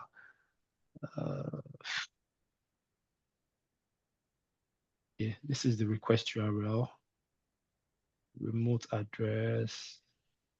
I've missed my. So basically, it takes that request from the user, and then for it to know, for that request, the IP address of that user is appended to those set of that request. Now they come in different packets, call it packet header now, and then so when that request is being sent, forwarded to this web server, and then the response is coming back, it will now, for it to know the right web server or user now, where that request is coming from, that's request, that IP of that user that was appended to that request is what is being used to send the response back to, and then again, this works very, very fast. Requests coming in and out, they all have their individual IP addresses appended to it, to their request, and that's how the response gets sent back to each and every one of them. Yeah, so many things are happening underneath that if we want to exploit each and every one of them, would go beyond just cloud computing. Now, so much of these things have been abstracted away. Yeah. And even though their knowledge is good, but dwelling on it would not, it would defeat the whole purpose of why AWS have abstracted all of those things away. Yeah. If you have an understanding of it, all well and good, but just know that your application load balancer takes requests and helps you distribute it across multiple servers. If you don't want to have multiple server, again, that's another architecture entirely. Like Henry rightly pointed, your web server would need to be in the public subnet, because if it's in the private subnets without a load balancer, there's no way requests can actually come, to it, because it's not even possible. You won't be able to do it. Cool. Off-topic question: Is this, Moyo? Would you say this has been your most challenging class since you guys started? Or So I actually like a challenge. I like if we've been having this back and forth interaction since we started, I don't think we'll be in this position. Yeah, I took a class in January, and they were right from the onset. I knew it was going to be challenging, not challenging in terms that it was going to task me. Like, the questions were coming, they were knowledgeable people. They had experience of some of these things. And I think one of them was even a network engineer originally. So some things that I was saying, it was even helping me out. So this is the kind of interaction this is what makes a live class interesting, actually.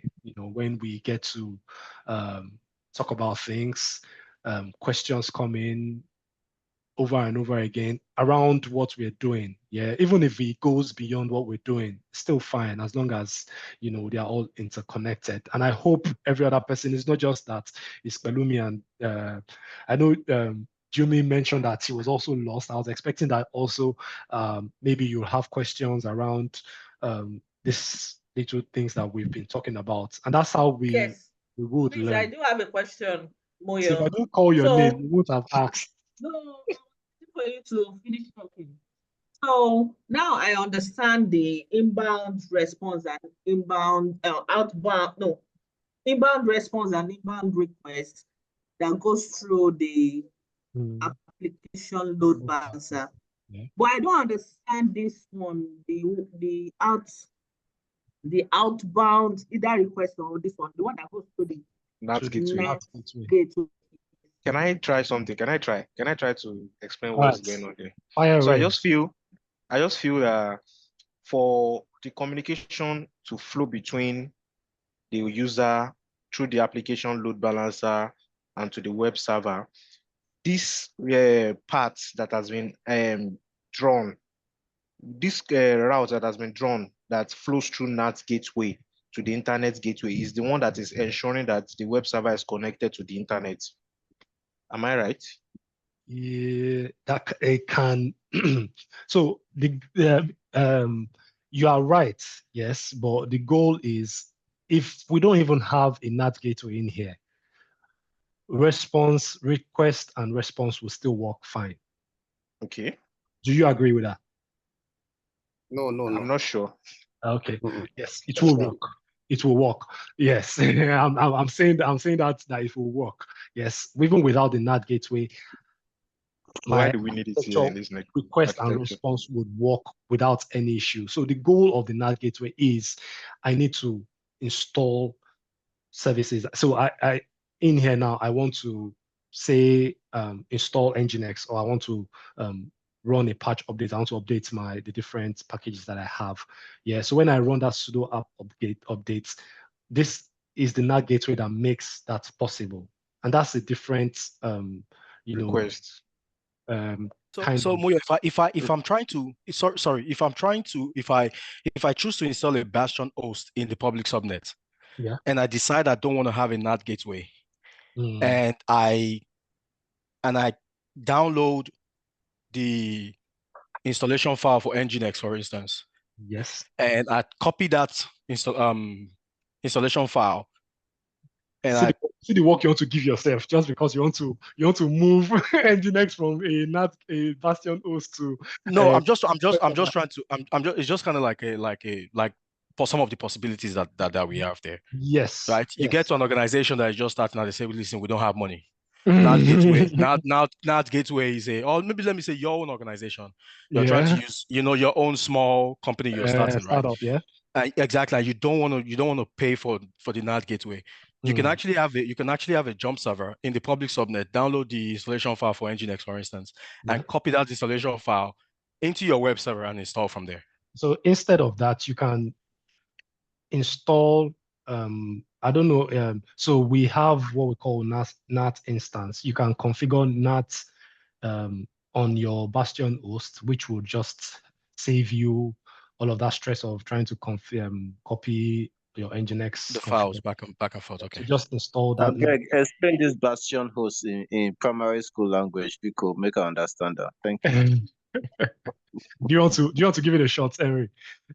Yeah, he has been mentioning Bastion host since yes, so let him You gotta scatter my dada with I beg explain that because well my only understanding of a Bastion host is just a jump server, right? It's just a server that you put it in the subnet and you can remote desktop into that server, and that server is able to reach the resources in your private subnet. Right. Yeah. So people cannot, you cannot directly reach us. You cannot directly remote desktop into your web server, for instance. But if you have a Bastion host, which is like a jump server in the public subnet, you can remote desktop into that you want to server. use SSH instead. I think most of us are more familiar with SSH than remote desktop. That's okay. Windows stock. Okay.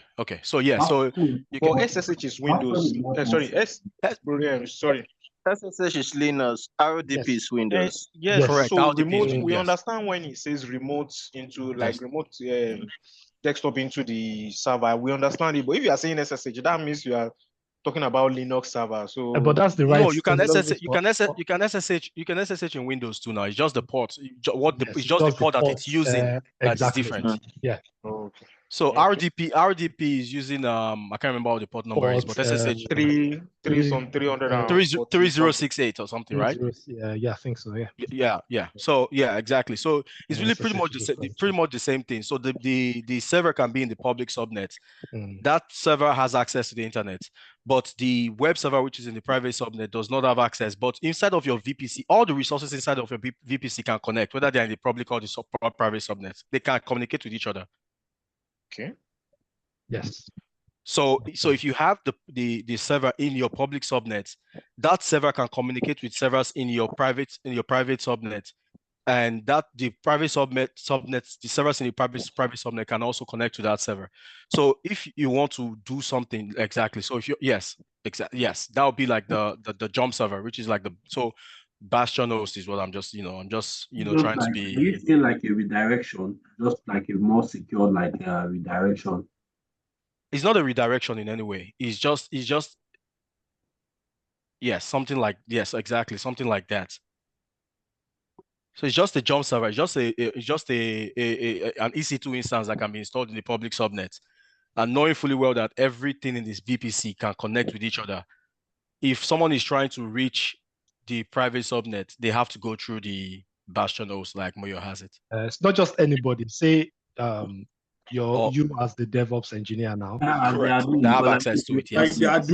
On this server, you have to, because you can't just take. It doesn't have a public IP address that you put inside of your SSH client, your terminus now.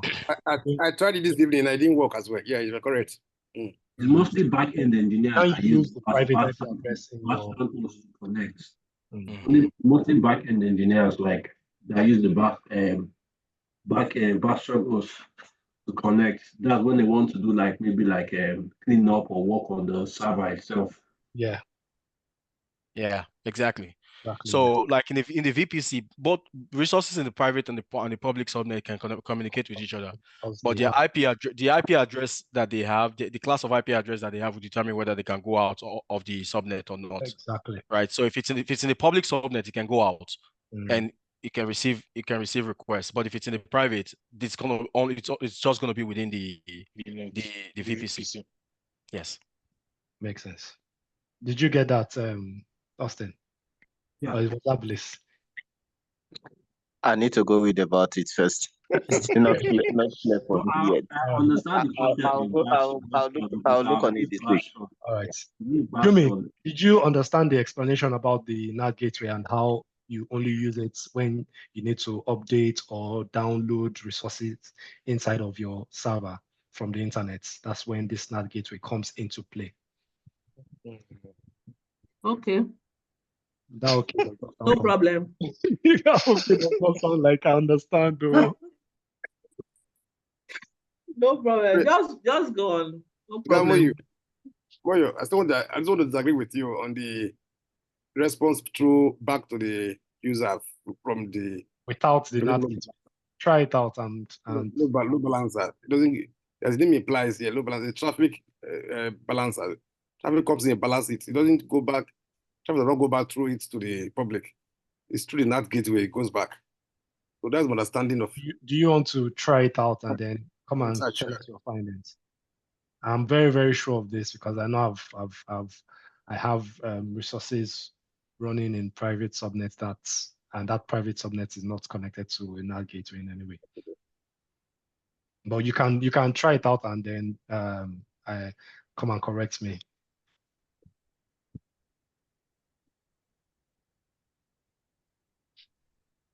All right. Again, I would still implore you guys to try to deploy all of this and see if you can do it from end to end. You know, now that there's like more light into what each of these resources doing, because we're still going to deploy something similar to this, you know, and then we'll have different resources in here also. So it's good that, you know, maybe the only thing that would differ is just, you know, we won't be using an EFS in here. Yeah. So this is again still very, very foundational, and this is where all of the different AWS services are sitting in. So you want to deploy and different services. Yeah, they would be sitting inside one of all of this architecture. Either is sitting inside of your region if it's a regional service, or you know is a VPC service now that would need to sit inside of one public or private subnets. And if we can understand all of this, yeah, every other thing would make sense. All right. So all of the things that Master Hartford has sent to, maybe you guys want to go over it there. Actually, they make very plenty sense. Yeah. All right. That was interesting.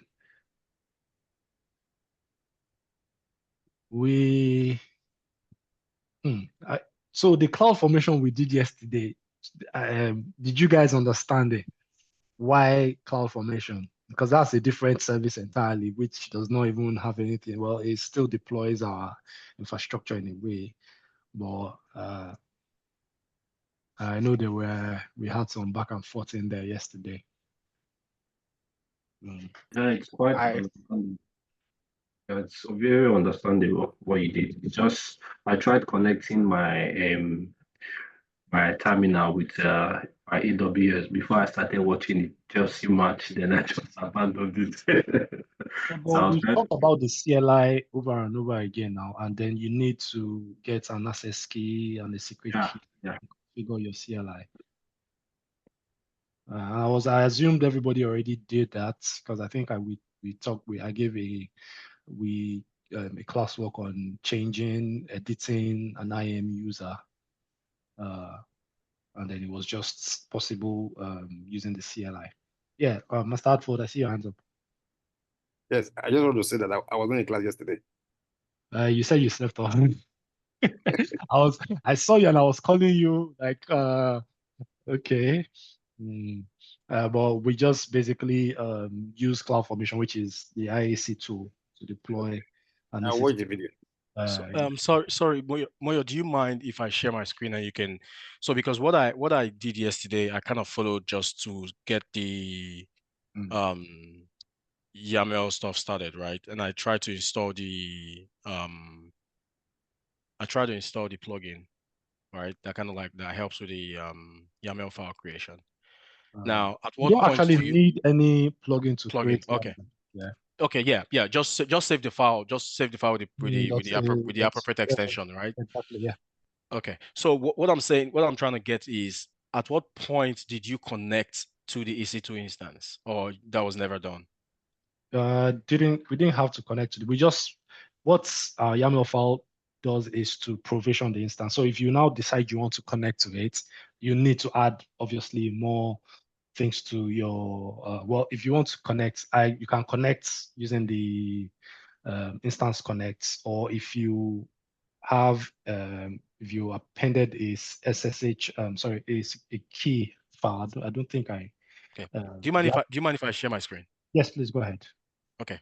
Let me look for the share button here. Okay. Let me share screen one.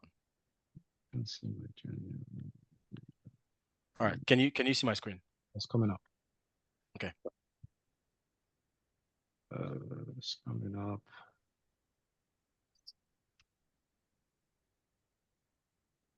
All right. I see your screen. Okay.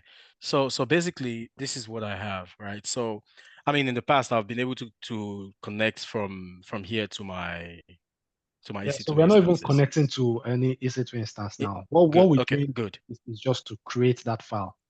Okay. So I created the file, but my question is, if you create that file, I didn't stay to the end of the class yesterday because I had a few errands to run at about maybe 20 minutes to the end of the class. So if you take the file, if you take this file that we created, for instance, so how do you specify in the file what AWS instance you're deploying the resources to, or you're trying to create a resource in? Does that make sense? Can you come again with that? Okay, so when you started, right, you created the file, which is what I did here, right? You went here, you created a new file, and you saved it as a .yml file, right?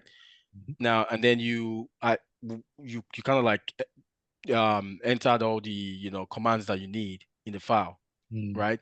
And the goal of that file is to create resources in AWS. Yes. Correct? Okay, good.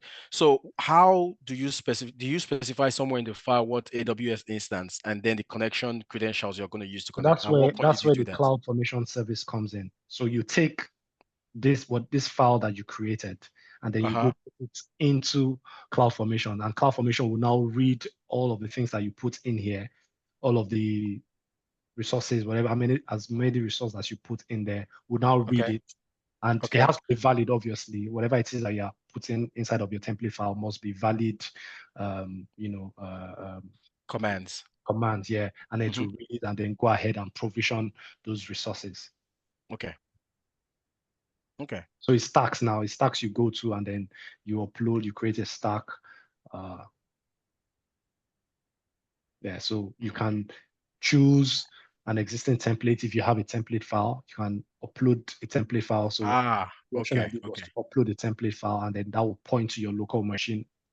Not the sample template. The sample template is, I think upload, yes, choose a sample, and yeah, so you choose the file. Whatever file that you created, you're going to upload that, and that's CloudFormation will now help you translate all of those and then provision all of them. Okay. So you're doing it within the context of your AWS account. Okay. Yes. Yeah. Even though I think we also did it from you don't have to come here. I mentioned it's not every time you have console access right from your Visual Studio Code. Also, you can run commands that would upload it directly to CloudFormation for you. Yeah, but you have to specify what AWS account. I mean, you have to specify your credentials, because if you're doing it from here, no, you don't have to. You must have configured it, as part of your CLI configuration. Okay. Okay. I mean, I don't want to hold up the class, but I guess I believe I'll see it in future demos. Yes. Okay. All right, cool. Can we take 10 minutes, please, guys?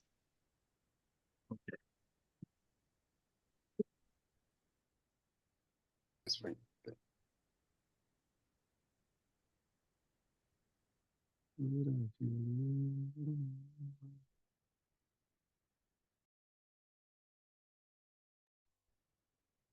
All right, welcome back, guys. So,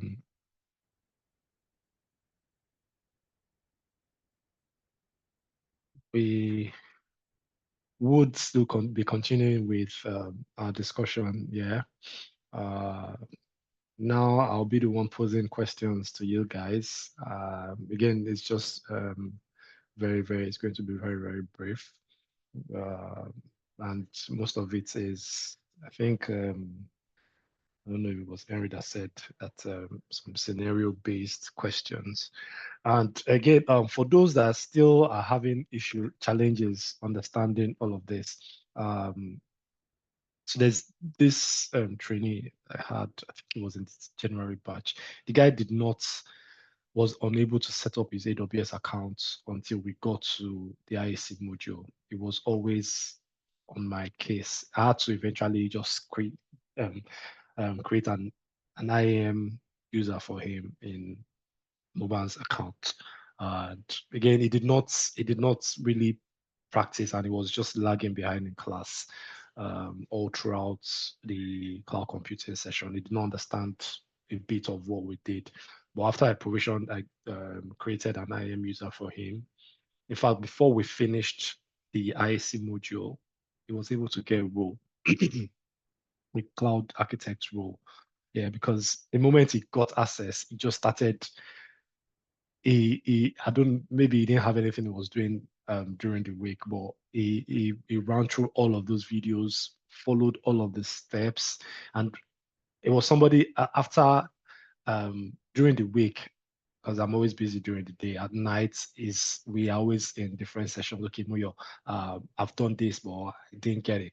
Yeah, before we finished the IAC module, before the next month, he already got a role, and his proficiency with AWS was alarming. He had to even terminate disable his IAM user because he was just spinning up different resources. Yeah, it was really, really practicing. So as much as aside the things that we do in class, your familiarity with that environment, the AWS console, is very, very important because, like I said, you would get organizations that won't even give you access to the console. Yeah, you just have CLI access. And so if you're not um, comfortable with the console, trust me, using the CLI is going to be almost impossible because you're just seeing text. You don't see the physical. You can't go and confirm if your instance is running. You can't confirm to see if your VPC has been provisioned. You're just writing CLI commands to do all of those. So you need to get very, very comfortable moving around different services now, this EC2, whatever service that we've learned so far, you should be comfortable around those, should be able to provision the barest minimum of those resources without any issues.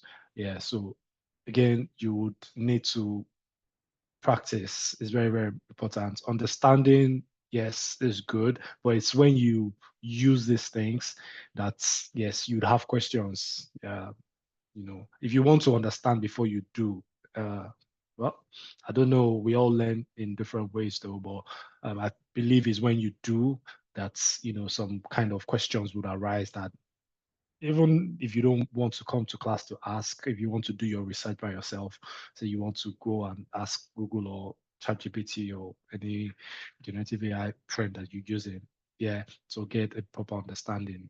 It comes from when you're trying to do it, and then those questions will come up, will arise, and then you're able to understand better that service, or whatever it is that you're trying to go for.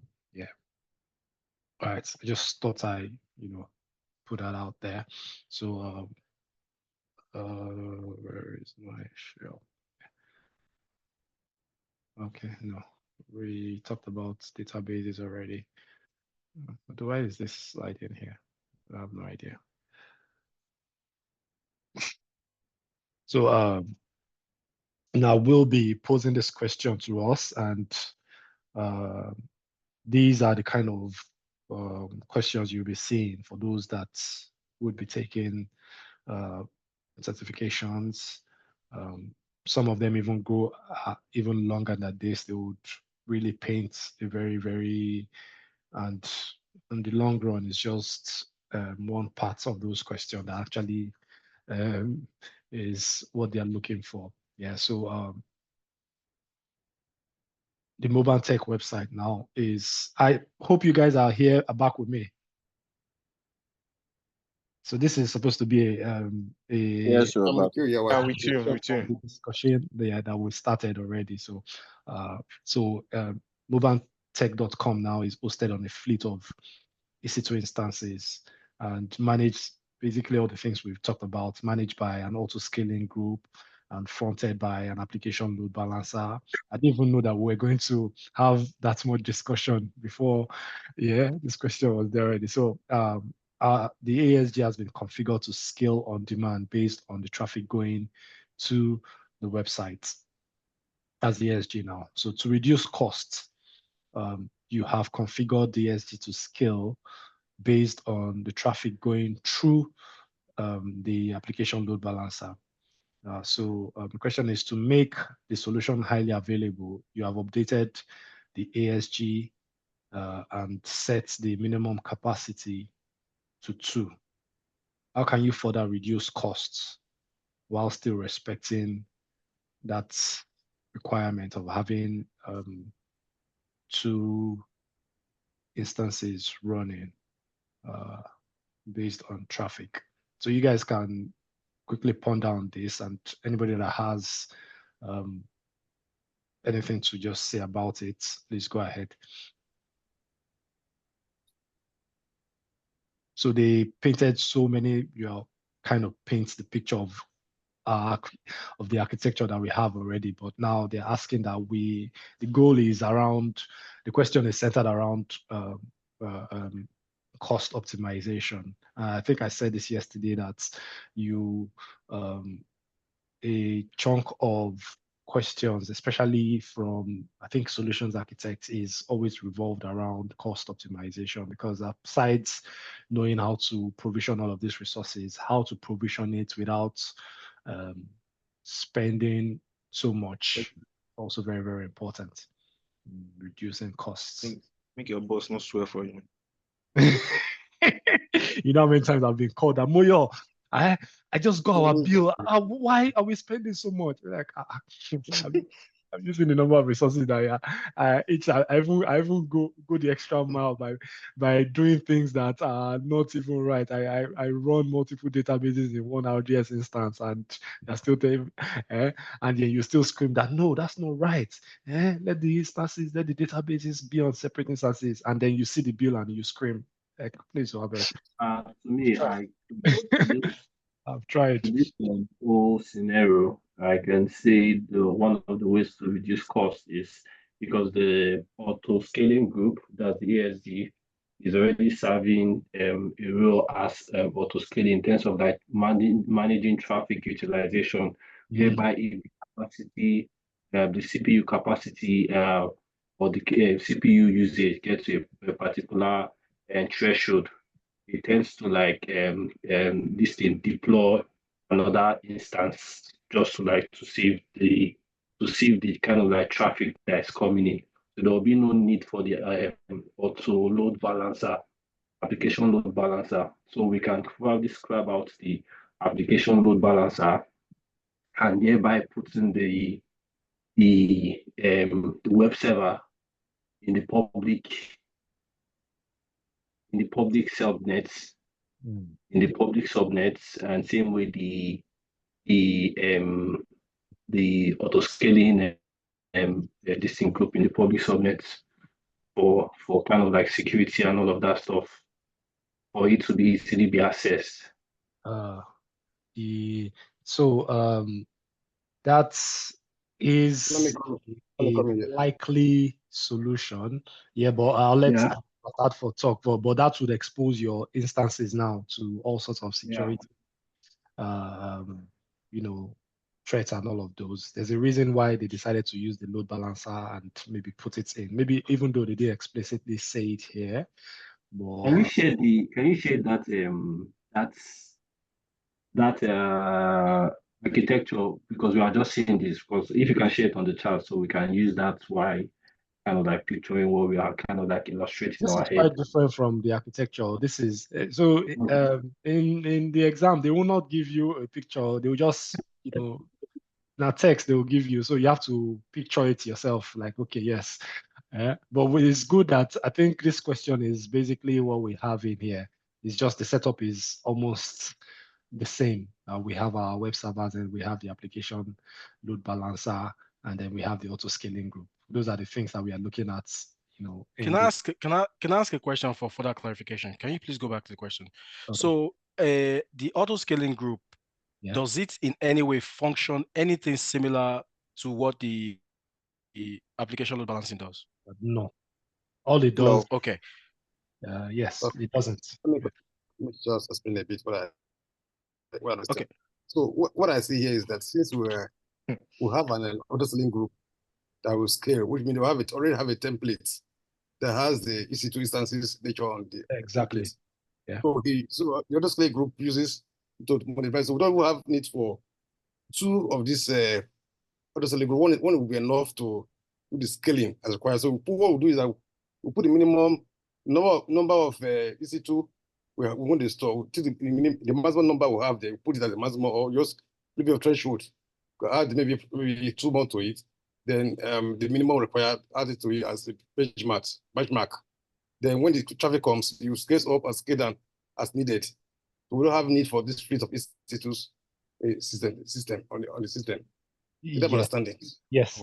So that's what it says here, that to make the solution still highly available, you have updated here, set the minimum capacity to 2. So you're not having the fleet can come. So the minimum come in when auto scaling kicks in. we can go as high as possible. The maximum as many as possible. But now the question is, even this two now that is running, you still want to reduce what you're paying for this two. How do you handle this? And I think we talked about this. I talked about this yesterday. So your solution here should be around the current pricing models for your EC2 instances now. Okay. Yeah, so it's just to determine which pricing model would be suitable for your EC2 instance. You don't need to purchase reserved instance. Well, are you sure? Is that your final answer? Let me be like, no, that one too is a possibility too now, because that one is like a future savings plan. Well, makes sense. But is reserved that instance more expensive because now you're tying down that resource in case if somebody else needs it? Isn't that going to be more expensive? As long as you know your application is going to be serving the request that you know it should be serving. Yes. So reserved instance would be useful, even if you are tying it down. It's going to be useful.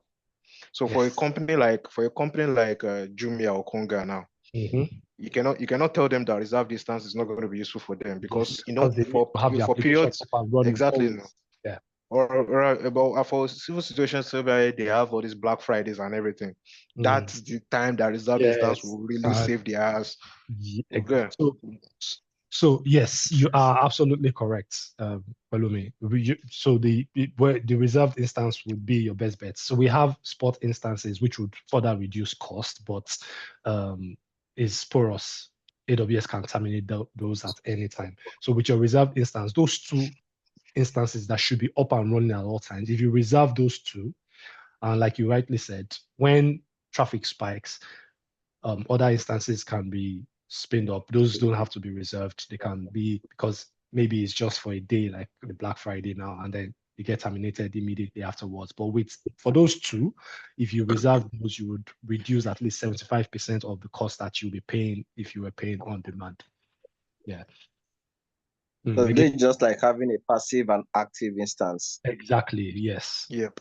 Yes.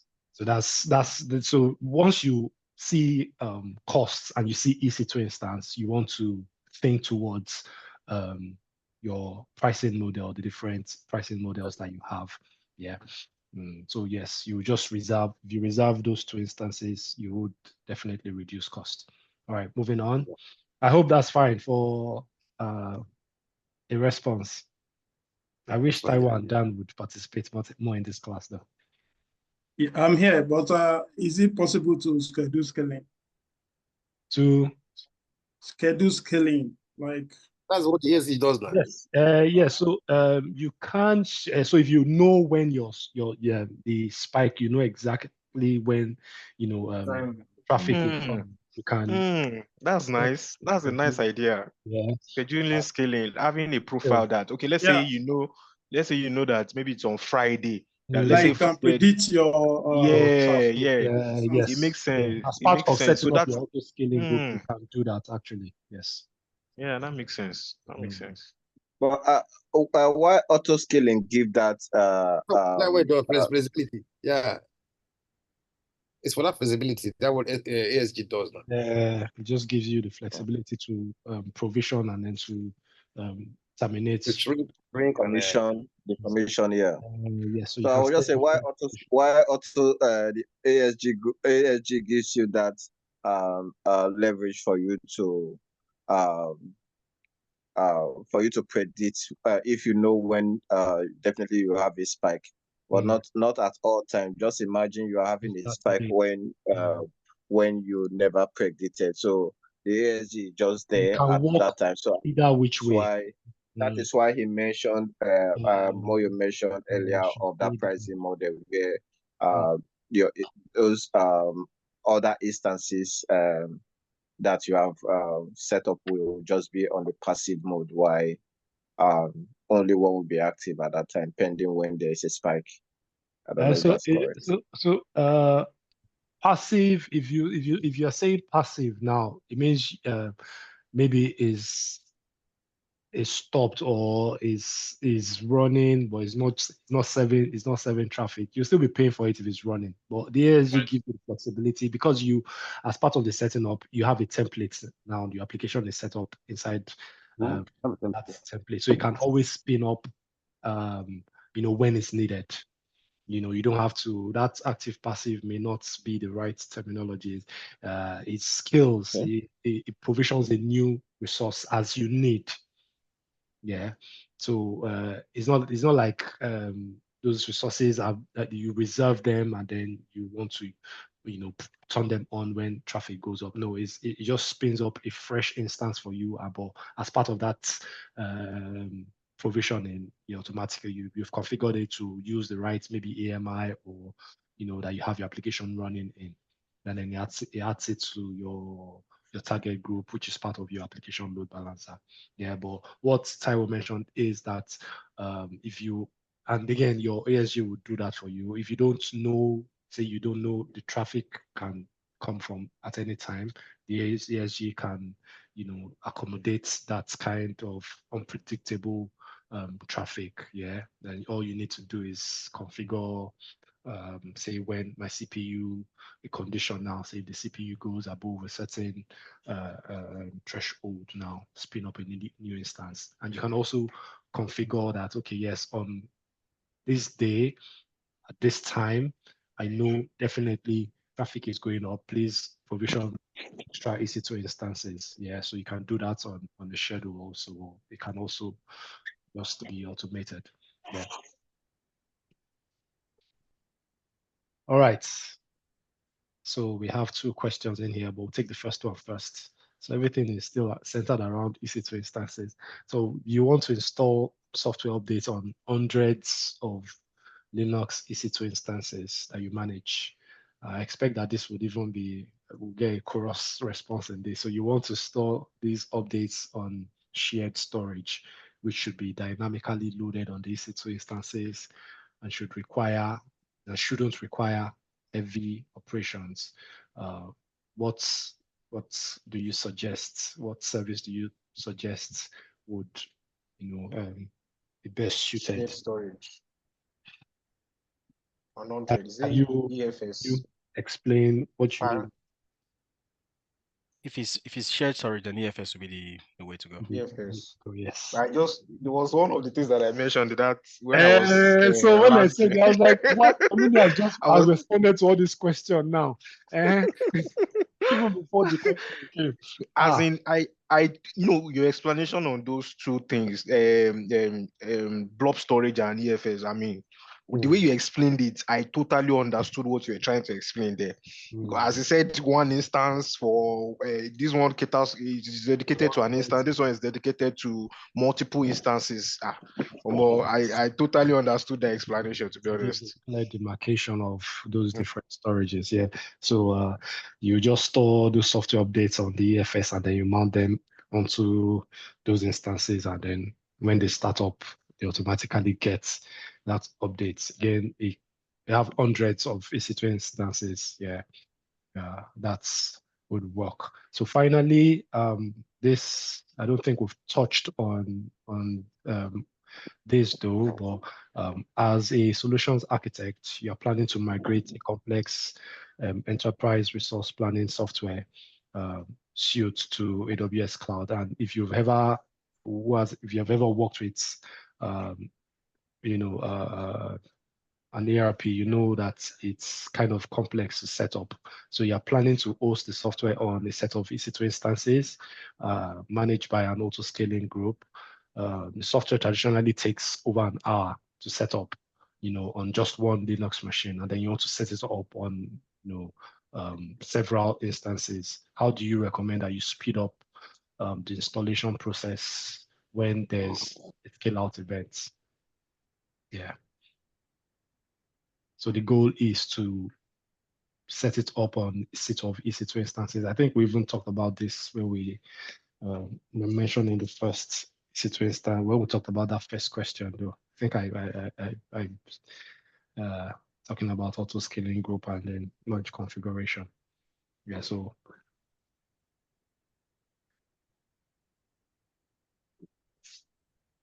maybe Dan should answer this one. Dan.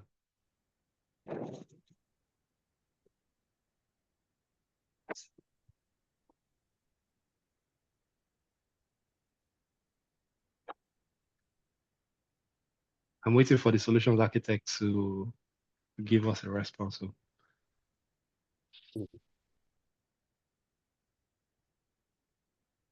So again, most of these things, there is probably not just one way to go about it, maybe except maybe for the second one that is so obvious that the FS is the way to go. But for this last one, there are a few solutions that is coming to my own head, but one stands out because of. Can I? Yeah, yes, please go ahead. I'm cheating. You can use Amazon machine image for What did you who did you ask for? Do you have access to my notes here? Hey, I asked Jesus and he provided the answer. Palumi has access to something that we don't know about. Yes. So I said I cheated. He didn't hear that part. That was the first thing I said. You went spiritual, yeah. I went to go research. Like I said, is it AMIs? AMIs is the answer, AMIs, right? Yes. When you are configuring your launch templates, you need to add, an AMI to it. And I think we've not done that. Yeah. So yeah, did we? Okay, no, we used EFS. Yeah. So you can bake your ERP system inside. So when you set up the first instance now, or set up the first Linux machine, yeah, you can now create an AMI out of that machine and then save it. I mentioned this yesterday also, that you can have a private, you can create your own AMI. Yeah, so you can now use that AMI as part of your launch configuration or your launch template, which would be passed to your auto scaling group. So when new instances has been provisioned, automatically contains your, suite, your software suite already. And then that has, saved you having to configure each instance using ours to set up just instances. Yeah, because your AMI already contains your operating system and all of those things. Now, this is kind of similar to using your EFS that we used, where just mounting, as per when we created those instances in the private subnet. Yeah, just mount your EFS into them, and then it contains all of your application code. So you can also go that way also, but what's the difference between a snapshot and the snapshot and AMI? Did you say something?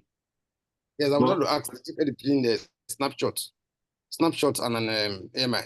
Is it like a snapshot is a copy? So snapshots is basically is a copy of your EBS, of your volume now, that is attached. But the AMI is kind of a template now, template, yeah. It contains both the operating system, also software installed, everything is stored, yeah. The ephemeral, yes, everything is stored inside, but the snapshot is for the volumes, the volume, yeah. It's okay. Copy it. All right. So I think, yeah, that does it. So you'll be getting questions like this, and the goal is to be able to prefer, okay, which AWS service can be used, to solve this little challenge. Yeah. Is anyone looking to take the exam anytime soon? Again. Like, I'm asking that question again because I want to know who wants to study. Yeah. Makes sense. So, yeah, that's but does solutions AWS architect. give a free voucher? Maybe possibly after going through the study. Yeah. So they have times that they offer vouchers, associate level vouchers. That is, Yeah. maybe 50% off, but it's not every time. I think they have events that you probably need to attend, and even I know Azure also at times they just set up challenge, then you go through this thing, you get vouchers. It's also they do that. A friend of mine was telling me that I would get some discount because I have the solutions Architect. what's that first one? The practitioner certification. Okay, yes, I have that one as well. That you get 50% if you want to write the solutions architect, I think. Yes, so that was what he was telling me. It was like but what I have is expired. So he said if I'm trying to that one don't go. Except that one don't go, I'll be okay. Correct solutions. What am I saying? Our practitioner. Now you want to now take the solutions architect. You get the architect. I mean that's fine. I mean I just whatever I can get, even if it's $2 discount, I'll take it. Sorry, but your please throw more light on it. My own expire next year. So once you want to register, if I think you should have an AWS account, for your certificate account. Yeah. So if you try to register for another certification, the solution architect one, it will check that you have the solutions, the cloud practitioner, and then you get this that. Yeah. Yes. Using the same. What's the name of this? Good night. Yes. Good night. Good night. Good night. Yes, I'm going to. Who is good? Please. Yeah, I'll mute. All right. So for the rest, do you guys think you can attempt this for the next 20 minutes. Somebody would Yeah. volunteer to share a screen. Again, this will just shed more light on the understanding of this architecture, on how to go about this architecture. So this is supposed to be like, you know, a mini classwork.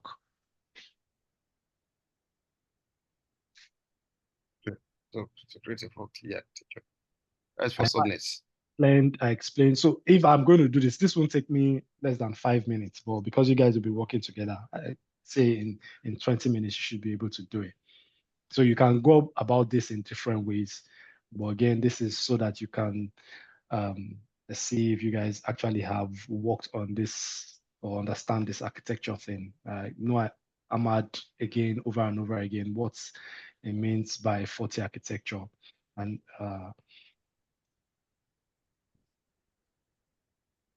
so you guys can, you know, come up with a 40 architecture, and then let's use it to round off this session. Who's going to volunteer to share screen? Again, you don't have to put all of those resources inside. You have to put the NAT gateway. Okay, if you want to have private subnet, you probably need to put a gateway. But again, I just need a 4-tier architecture. However, the architecture can come, you know. Yeah. So the one we review today is how many tier? No, it's 3. 3-tier architecture. It's what made it 3. Then make me understand. I have Well, mentioned It's number of subnets that we number of number of subnets. subnets in number of the subnets. yes. 4 subnets now. Oh, Let's have oh. 4 subnets. Yes. Oh, okay. In the availability zone. But now this is not saying it has to be highly available. So yeah, very, very straightforward. I'll do this in 5 minutes if I were the one. All right, so who's sharing their screen, and the rest of you guys can guide the person. I can share my screen and you guys will guide me. All right. If I share my screen, that means I'm not going to do Yeah, anything. you're not participating. You're still part of the game. You're still part of the game. Do it together. Okay. Right. So let me pull up my, since I already have something.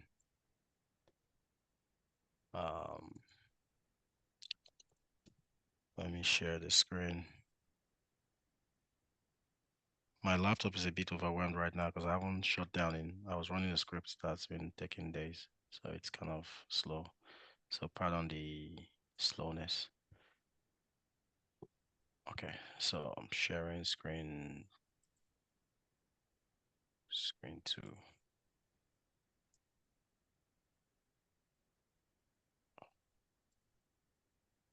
Let me know when you guys can see it. Yeah, so the sharing screen. Yeah. Okay, so I'm gonna be going to draw.io.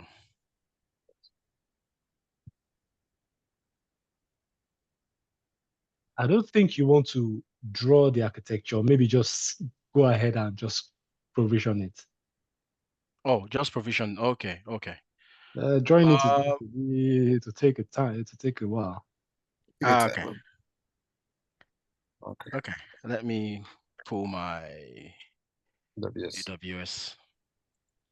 Can you guys see my AWS? Yeah. Okay. So who wants to tell us where to start? Because this man here is depending on you guys to save him out of this sinking ship. Yeah, go to VPC now. Let's go to VPC now. VPC setup. Okay.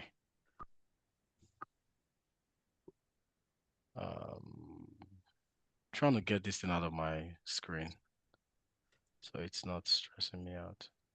Okay. Okay. We'll give us the name. Yeah. Zoom. Just drag your screen down a bit to get away from that zoom thing. From this, okay, let me see.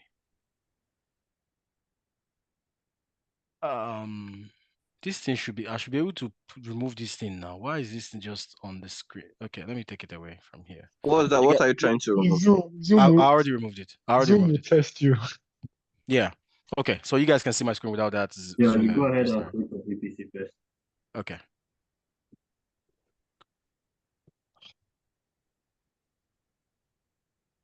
All right.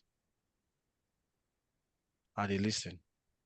Are we Just use creating a different region VPC so that, only? Oh, okay, yes. Let's use so Ohio. that you just take away all these ones so that you start afresh. To not confuse things. Okay. Let me create VPC here. Create VPC. All right. My VPC only or VPC only or VPC and more? VPC only is fine.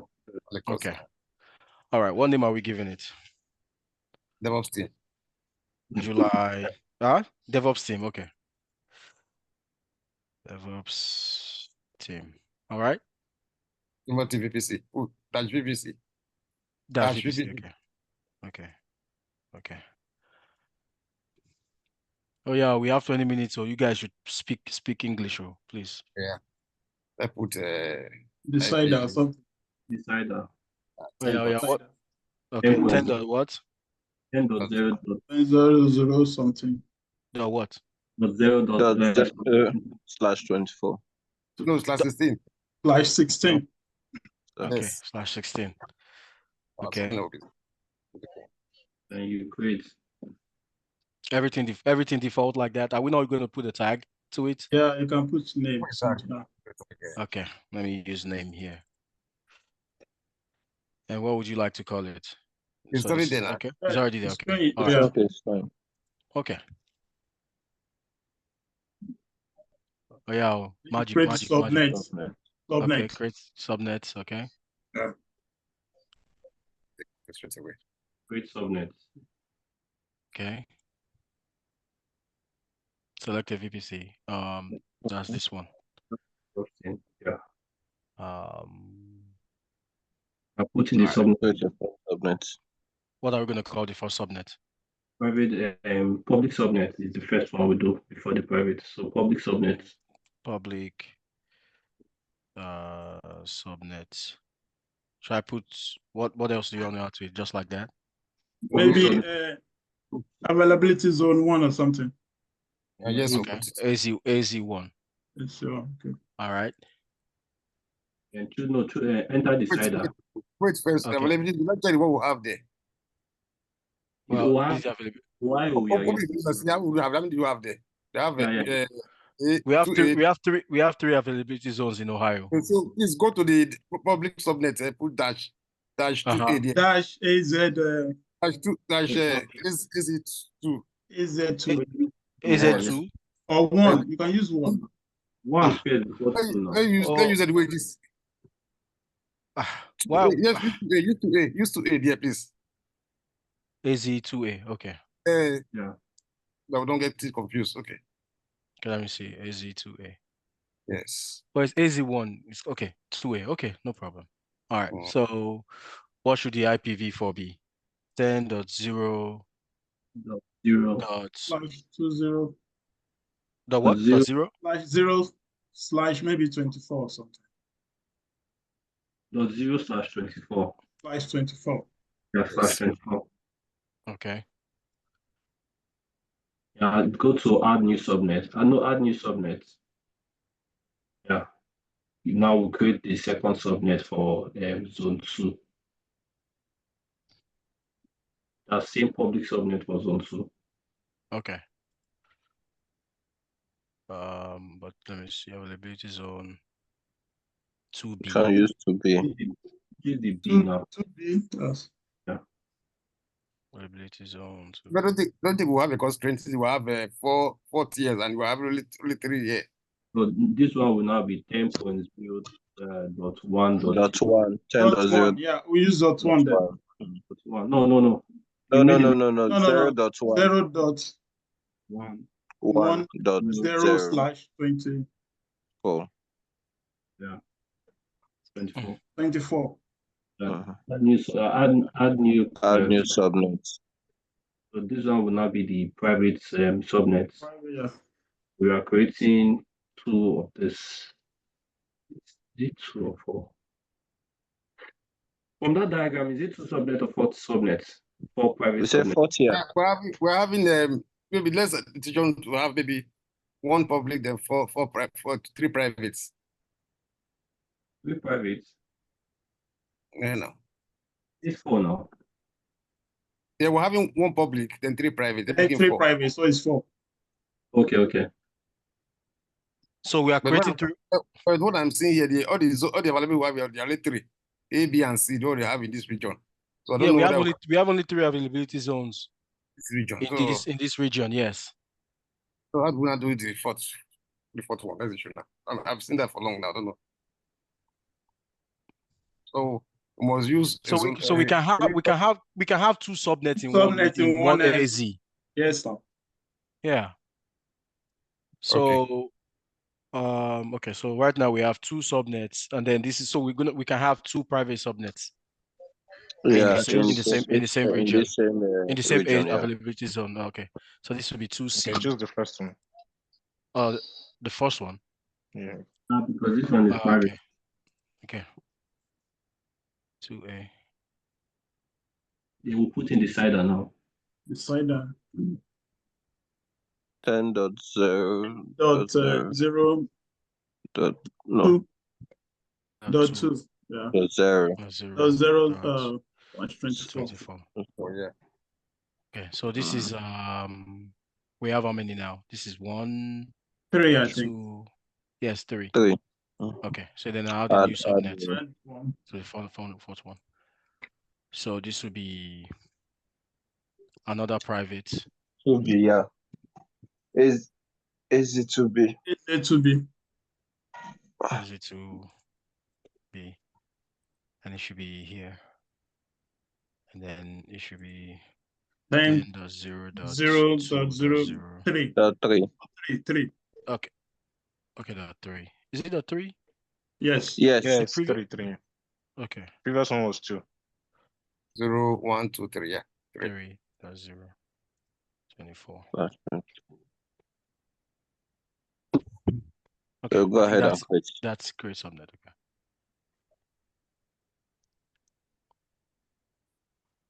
Okay. So gateway, I think. Route tables. Internet gateway. Internet gateway. Okay. Internet gateway. Okay. There's already one attached. No, that's the default one. So that's the default one. You have to create one. Okay. So, yeah. What's that thing we called? Oh no. What was the DevOps group. What was the name? Okay, was that what we called our VPC? Check. Let's confirm.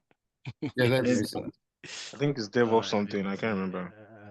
DevOps team. Yeah. Great. IG, yeah. Yeah. IGW. Okay, IG. Yeah, IGW would have made sense. We can always edit it now. No problem. Gateway. Yeah, correct. Okay. All right. What's next? What's next? It's detached at the moment. I think we are supposed to attach it. Yeah, we are supposed to attach. Yeah. Attach Constructions. Attach the VPC. Select the VPC. Select the VPC. Okay. What next, guys? We are running out of time. They're about to kick us out of the class. Do we need a I was just going to say that once it's 10 p.m., I'll just end the class. So I go and finish it. So we do the NAT gateway. The NAT gateway, but it's optional, I think. All right, let's do NAT gateway. All right, so create a NAT gateway. DevOps team. NAT. All right. Select a subnet. What subnet are we trying to put it in? A public, right? Public subnet. Yeah. Yes, public. Yes. Okay. Are we putting it in the 2 publics? Public subnet 2. Public subnet 2A. Are we trying to allocate an elastic IP or not? Let's leave that now. We should leave that one now. No, it's not really important. We have to. We have to allocate. Then you release. Make sure you release it later, sure. If not, they will charge me. You guys will share the cost. Eric is capable, please. You guys should please give me your account number. We'll give you our account number. Don't worry. We'll give you our account number.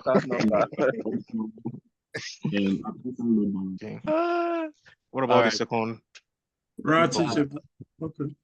No, we have to create Should we just another. We have to create 2 NAT gateways, right? We already have one. We have to create another one in the second public subnet, right? Should we just? I don't know. No, the one you created was not for we have two. We have two public connected to subnets. one subnet there. Yes, we have just one now, right now, one NAT gateway in one of the public subnets. We have to put another one. Mr. Moyo, can't we have two public two NAT gateways in one public subnet? No, we're supposed to have only one. We're supposed to have only one? Based on the architecture, we have 2 NAT gateways in each of the subnets. Since we have 2 public subnets. We have one public and public, one in private, and 3 private. No, we have. You don't need a NAT gateway in a private subnet now. The NAT gateway should be in a public subnet. There's only one we need. No, Mr. Moyo did only one because of the cost associated with it. But based on the architecture, except I'm going crazy here. The architecture shows that we have 2 NAT gateways in each of the public subnets. No, no problem. I think I agree with Henry. We'll be having 2 NAT gateway in each of those public subnets. How many places do we have here? How many do we have here in our own architecture now? Just one. We've created just one. Only one now. The other 3 are private now. No. We have 2 public subnets and we've created one NAT gateway. Can you rename this NAT gateway to just show us that this is the second NAT gateway, like maybe NAT or something? Yeah. So it's gonna be the first one we put it in 2A. The second one is gonna be in another 2B, public 2B. Down. Yeah. 2B. So allocate elastic IP. I'm gonna go send me money. Sorry, don't forget to release all these things.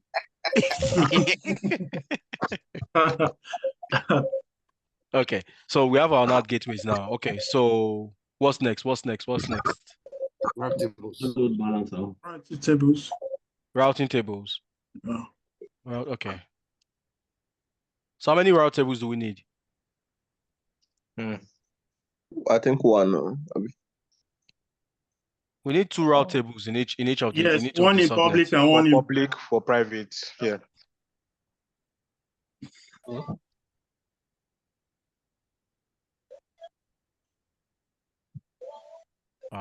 Another route table. Let me go route tables. Create another route table. I might call it route table 2. DevOps team, create route table. Okay. Oh yeah, what's next? Oh yeah, guys, what's next? Please, somebody should be. Did we not link the what's this called? NAT gateway. Are we not supposed to link the NAT gateway? All right, let me see if we're supposed to link the NAT gateway. Actions. No. I don't think you have to link it. No, we already associated it. Yes, we've attached the internet gateway. Yeah. So okay, this one is still waiting because it's saying pending here. Okay, guys, I'm going to send my cash app and my you guys leave that one. Let us finish the task. Okay, yeah, what's next? Where's this thing? What's this called? The architecture. I mean, no, I'm trying to let's see that architecture. Click on the resource map. Let's see what. Yeah. Where's resource map? Okay. Just below, yeah. Scroll down. Is this we are supposed to link the route table to the internet connection? We are supposed to attach the subnets to. Oh, wait. Go back. We didn't link the route table to this thing, no. This is the route table map. No, go back to VNet. So let's see what we are doing. Go back to that your VNet. VCP. Resource map. Sorry. PPC. So these route tables here now, we are supposed to link it to the his hands up. public and private. Do you understand? right now it is linked to the default route table. So let's go to the route table. Which one are you talking about? Can I If you come look in, at guys? subnets, come in, please. Can I come in? Please come in. So, I mentioned, and I think I reiterated this over and over again, that the number of tiers is basically the number of subnets that you have in an availability zone. So what you're doing here is a two-tier architecture that I'm seeing right now. So, and I'm a very lazy person. I always like the easy way out of things. And I think I mentioned that 5 minutes I would have done this. So what I expected you guys to have done is, before you even started, you should have come to an agreement like, okay, do we want to just have, I would have put 4 subnets in one availability zone, public subnets, private subnets, it doesn't matter. As long as the question did not say make it highly private or public. Make it private. Okay. Yeah, so I would have just created 4 public subnets and created a route table and link everything to their internet gateway, and that would have, in about 5 minutes, you have been up and running. Well, thank you for that. The class has ended. Please, I hope you understand. Release everything. Well, we understand. Release everything. Yeah, we do. Oh yeah, you guys show me how do I release everything? Elastic IPs, right? Press control release. Control. Yeah, NAT gateway. Okay, wait. Okay. Okay. So yeah. You wait for the time. Delete NAT gateway. Okay. Yeah, it takes time though. It's like 5 minutes or so. Okay, Moyo. Yes. Sorry, I want to suggest something. This kind of thing is a very good exercise. But I think we are about 8 of us on this learning corp. So you group us into when I asked that somebody should volunteer, nobody volunteered. Now imagine except it was Henry that decided to be bold enough. If I grouped you people into 2 groups now, maybe the other group will not have anybody to volunteer. Well, prepare next time. Artford, you share your screen. You share your screen, then I'll share my screen. Yeah, let's do it like that. That's better. Yes. So yeah, usually I would have. I'm not at home right now, but I'm in the office. Exactly. Okay, look at you now. Yeah, okay. I'm in the office, that's why. Otherwise, okay. So after deleting the NAT gateways, right? I'm gonna go ahead and delete the. No, you have to release. Yeah. Just release. You can check. Just release them and release them at the same time. But it won't check the 2 of them. Gateways done. Deleting them. Then release. You are not checked, so you've not checked. So you can't until the NAT gateway is deleted. Yeah. Let's go first. Hey, my money don't go. No, it's not that fast now. How many minutes have you spent? The AWS is still, they are still fair. That's why. Okay. No, I don't want to. It's better you watch the NAT gateway instead of watching the Go to NAT gateway and check. You first delete the instances. Okay. Deleted now. See now, it's deleted now. Check your views too. Check my what? Your views now to know maybe. My views? Calm down. Refresh, please. Refresh. You need to refresh. Mr. Moyo, I enjoyed today's class. I kind of did. But you did not. You did not see anything, Dan. Wait, no. This thing it still cannot be. These people are they whining me? Just hold it.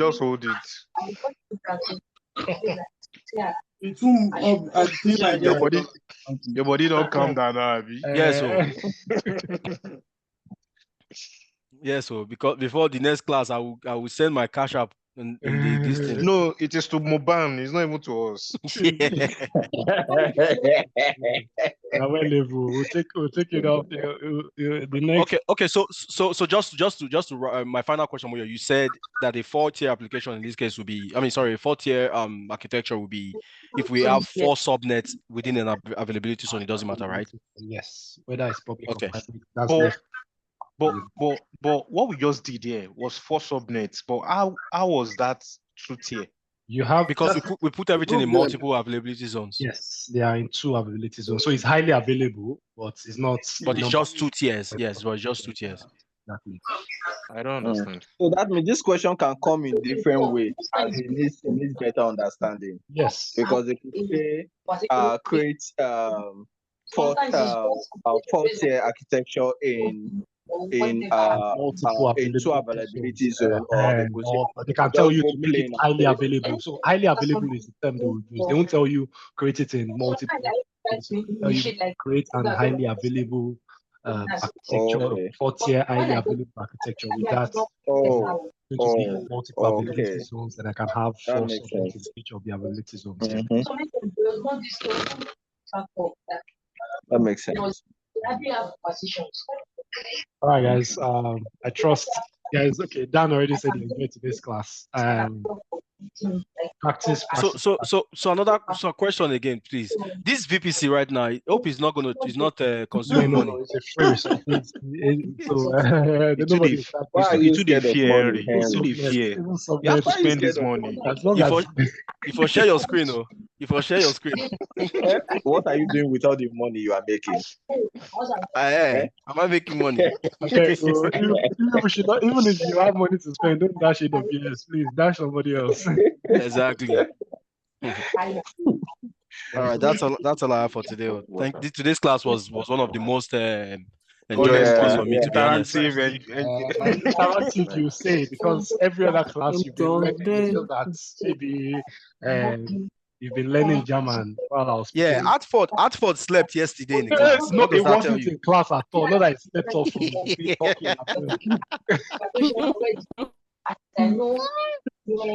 All right, guys. All right. Bye, everybody. Bye, guys.